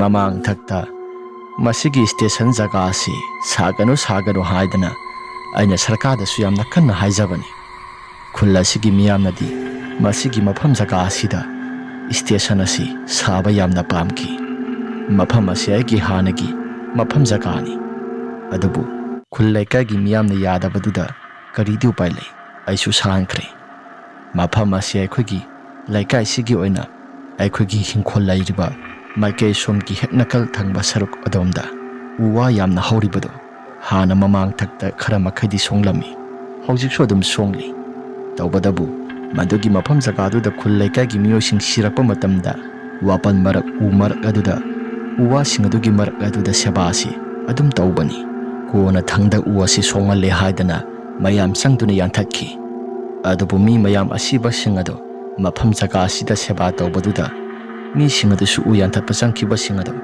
ꯃꯐꯝ ꯃꯔꯥꯡ ꯈꯪꯗꯅ ꯑꯅꯥ ꯂꯥꯏꯑꯣꯡ ꯈꯪꯗꯅ ꯁꯤꯕꯁꯨ ꯀꯣꯡꯒꯥꯏ ꯑꯃ ꯌꯥꯎꯈꯤ꯫ ꯃꯗꯨꯒꯤꯁꯨ ꯃꯊꯛꯇ ꯃꯥꯏꯕꯅ ꯀꯔꯤꯅꯣ ꯌꯥꯝꯅ ꯀꯟꯅ ꯂꯥꯏ ꯈꯨꯔꯝꯈꯤꯕꯅꯤ꯫ ꯑꯗꯨꯕꯨ ꯈꯨꯔꯝꯂꯕꯁꯨ ꯏꯐꯠ ꯐꯠꯇꯦ꯫ ꯃꯐꯝ ꯑꯁꯤꯗ ꯌꯥꯟꯊꯠꯈꯤꯕ ꯎ ꯋꯥ ꯃꯌꯥꯝꯁꯤꯡ ꯑꯗꯨꯁꯨ ꯐꯅ ꯀꯟꯅꯗꯤ ꯌꯥꯟꯊꯠꯄꯅꯤ꯫ ꯌꯥꯟꯊꯠꯂꯕꯁꯨ ꯃꯐꯝ ꯑꯁꯤ ꯎ ꯋꯥ ꯑꯗꯨꯛꯀꯤ ꯃꯇꯤꯛ ꯌꯥꯝꯅ ꯍꯧꯏ꯫ ꯈꯪꯗ꯭ꯔꯦꯗ ꯃꯐꯝ ꯖꯒꯥ ꯑꯁꯤ ꯀꯔꯝ ꯇꯧꯔꯕꯅꯣ? ꯍꯥꯟꯅ ꯁꯦꯕꯥ ꯇꯧꯗ꯭ꯔꯤꯉꯩ ꯃꯇꯝꯗꯒꯤꯁꯨ ꯍꯧꯔꯒ ꯂꯥꯏꯒꯤ ꯇꯤꯟꯒꯤ ꯑꯗꯨꯝ ꯂꯩꯔꯕ꯭ꯔꯥ? ꯒ꯭ꯌꯥꯟ ꯃꯦꯟ ꯑꯃꯠꯇ ꯇꯥꯗꯦ꯫ ꯃꯐꯝ ꯖꯒꯥ ꯑꯁꯤꯗ ꯐꯨꯝꯈꯤꯕ ꯑꯃꯗꯤ ꯃꯩ ꯊꯥꯈꯤꯕ ꯊꯋꯥꯏ ꯃꯤꯔꯦꯜꯁꯤꯡ ꯑꯗꯣ ꯃꯗꯨꯒꯤ ꯊꯋꯥꯏꯅꯤꯁꯨ ꯍꯥꯏꯅꯩ꯫ ꯑꯩꯕꯨꯡꯉꯣ, ꯍꯌꯦꯡ ꯍꯪꯆꯤꯠꯁꯦ ꯃꯥꯏꯕ ꯑꯃ ꯇꯧꯔꯒ ꯂꯥꯏ ꯈꯨꯔꯝꯗ꯭ꯔꯒꯗꯤ ꯅꯈꯣꯏ ꯂꯩꯕꯗ ꯑꯣꯟꯊꯣꯛꯅ ꯅꯨꯡꯉꯥꯏꯔꯔꯣꯏ꯫ ꯍꯥꯟꯅꯒꯤ ꯈꯨꯔꯝꯕ ꯃꯥꯏꯕꯗꯨꯗꯤ ꯀꯌꯥ ꯍꯩꯕ ꯌꯧꯗꯦ꯫ ꯑꯩ ꯍꯌꯦꯡ ꯑꯁꯤ ꯃꯥꯏꯕ ꯑꯃ ꯄꯨꯔꯛꯂꯗꯨꯅ ꯐꯖꯅ ꯂꯥꯏꯒꯤ ꯇꯤꯟꯒꯤ ꯑꯣꯏꯕ ꯈꯔ ꯇꯧꯁꯤ꯫ ꯍꯟꯗꯛꯇꯤ ꯂꯥꯏ ꯇꯤꯟ ꯈꯨꯔꯝꯕꯁꯤ ꯈꯔꯁꯨ ꯌꯥꯝꯒꯗꯕ ꯃꯥꯜꯂꯤ꯫ ꯍꯌꯦꯡꯗꯤ ꯅꯈꯣꯏꯒꯤ ꯁ꯭ꯇꯦꯁꯟ ꯑꯁꯤ ꯊꯕꯛ ꯇꯧꯔꯨꯔꯅꯨ, ꯍꯌꯦꯡꯒꯤ ꯑꯣꯏꯅ ꯑꯣꯞ ꯂꯩꯔꯣ꯫ ꯑꯁꯤ ꯍꯥꯏꯗꯅ ꯑꯍꯜ ꯑꯗꯨꯅ ꯖꯤꯇꯦꯟꯗ ꯍꯥꯏꯔꯛꯂꯤ꯫ ꯖꯤꯇꯦꯟꯁꯨ ꯍꯣꯏ ꯍꯥꯏꯗꯅ ꯃꯍꯥꯛꯀꯤ ꯁ꯭ꯇꯦꯁꯟ ꯇꯝꯅ ꯂꯥꯛꯂꯦ꯫ ꯁ꯭ꯇꯥꯐꯁꯤꯡꯗ ꯋꯥꯔꯤꯁꯤꯡ ꯑꯗꯨ ꯂꯣꯏꯅ ꯇꯝꯂꯦ꯫ ꯅꯨꯃꯤꯗꯥꯡꯒꯤ ꯃꯇꯝꯗꯨꯃꯗꯤ ꯃꯈꯣꯏꯁꯤ ꯇꯨꯝꯅꯒꯨꯝꯁꯤ ꯍꯥꯏꯗꯅ ꯃꯈꯣꯏꯁꯤ ꯑꯍꯤꯡ ꯑꯊꯦꯡꯕ ꯐꯥꯎꯕꯗ ꯑꯃꯠꯇ ꯇꯨꯝꯅꯔꯝꯗꯦ꯫ ꯑꯗꯨꯝꯅ ꯂꯩꯔꯤꯉꯩ ꯆꯩꯔꯛ ꯑꯗꯨꯗ ꯇ꯭ꯔꯦꯟ ꯑꯗꯨꯒꯤ ꯇ꯭ꯔꯦꯛ ꯊꯪꯕ ꯃꯥꯏꯀꯩ ꯁꯣꯝꯗ ꯅꯨꯄꯤ ꯑꯃꯅ ꯀꯞꯅ ꯆꯠꯂꯤꯕꯗꯣ ꯃꯈꯣꯏꯁꯨ ꯃꯈꯣꯜꯁꯤꯡ ꯑꯗꯨ ꯇꯥꯔꯛꯂꯤ꯫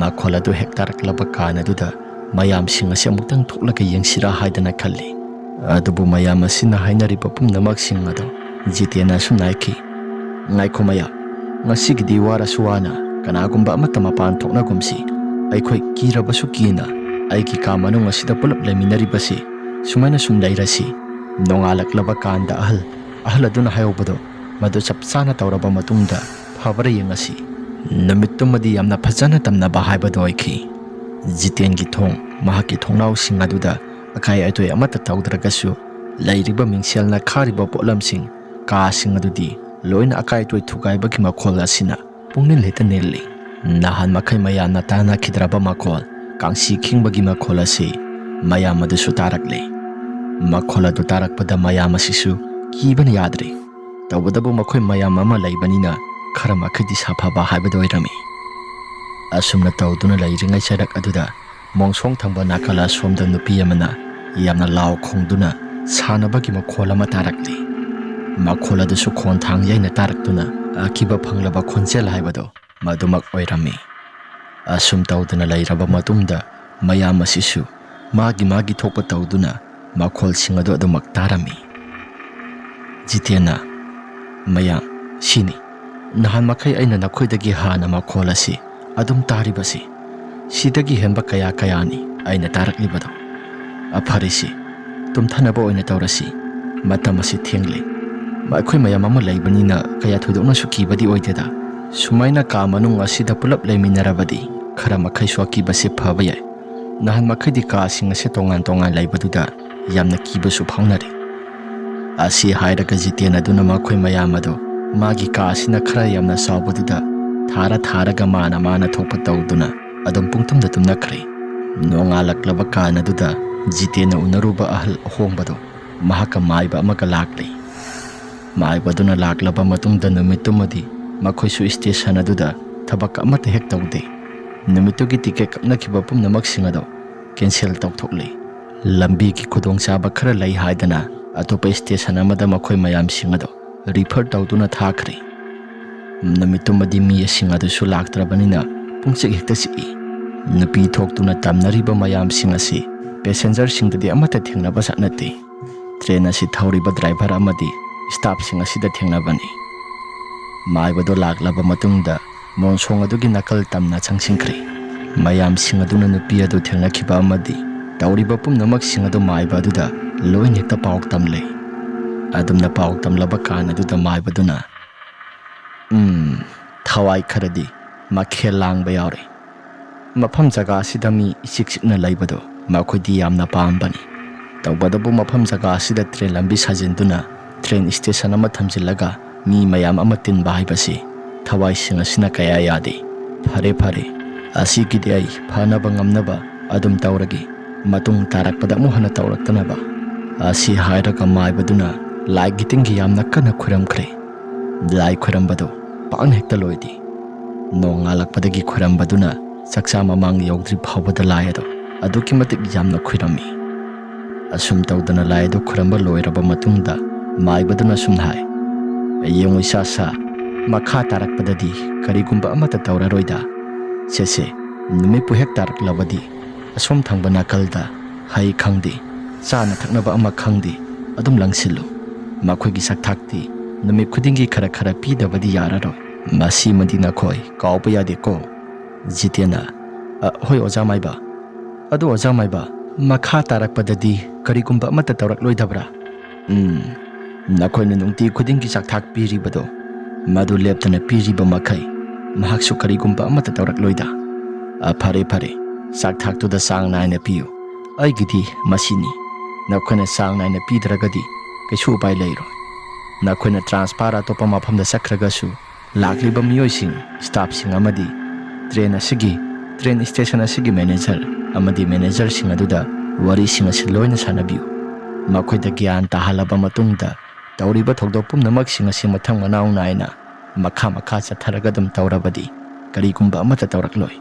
Aina ngasi nakhoida hairakliba mayam sing asi masi kaidana chatlabadi makha tana karigumba amata tawrakloi. Masi hek kaiduna chatlurabadi nakhoi khudongthiba soidana nanglakpa yai. O phare aisu chatnaba tawrage nakhoisu gyan tana lehoro haidana maibado hongba ahal aduga plap puna chaminakhre. Hongba ahal aduna chatlamdaigi tanjaduda Jitenda sumna hairami nakhoi oja maibasina hairambado nakhoi kaidana dumak tawko makha tana thabak ado ingna sikna tawba yanaba. O phare adudi aikhoisu yaukrage. Asi hairamlaba matungda maibaduga ahal aduga pulap puna chaminakhre. Numit sidagi hauraga Jitena do numit khudingi sakthak khara tamlibani haidana mongsong thangba maike somda sakthak khara maike do tamna hunduna nungti khudingi sakthak khara pirami. Adamna tawkraba matungda karigumba amata makha tanadi tawrakhidre. Jitena sumna khalli mafam asida tholiba thawai sing asi ingna sikna santi oina leiba pamba thawai oiba sani. Aduna aikhoina nungti khudingi sakthak tamliba mayam sing asi masina makhoigi shanti laina yamna ingna sikna laiba soidana oirasano haiduna Jitena dusu mafam aduda tawriba pumnamak singado makha tana tawraktrabaduda makhoisu hanadagi hena mukke hena thabak ado makha tana sathaba tawrami. Hanadi akiba phangba saktam kaya marom akiba phanglaba khonjal kaya marom ama taringai matamdadi station asida pukning sangna thabak ingkhang tawbasi amata ngamdabani. Adubu makha tana karigumba amata tawraktrabaduda makhoi mayam sing asisu haraunare. Asum tawdana matam kuina sangna karigumba amata tawraktrabaduda Jitena asisu atopa mafam jaga amada hongkhre. Adumna hongkhibaduda mafam jaga dugi hana tawramba niyom nungti khudingi sakthak pibado madu adumak tawduna Ompur station asigi oina karigumba amata tawkhidre. Wari ase matang asida losinjare. Karigumba wari ase nungai birabadi like amadi subscribe share tobiramu haidana haizari channel asibu mapung phanba matamda adom adom gi sauraba thodang puduna channel asibu mapung phanaba support tobiramu masidagi hena nungai raba full horror story full length mayam ama thagacharaki masigi damakta mayamnasu support tobiramu haidana haizari phare mayam adudi ngasigi oina di kainarasi mathangi full horror story da muk thingnarasi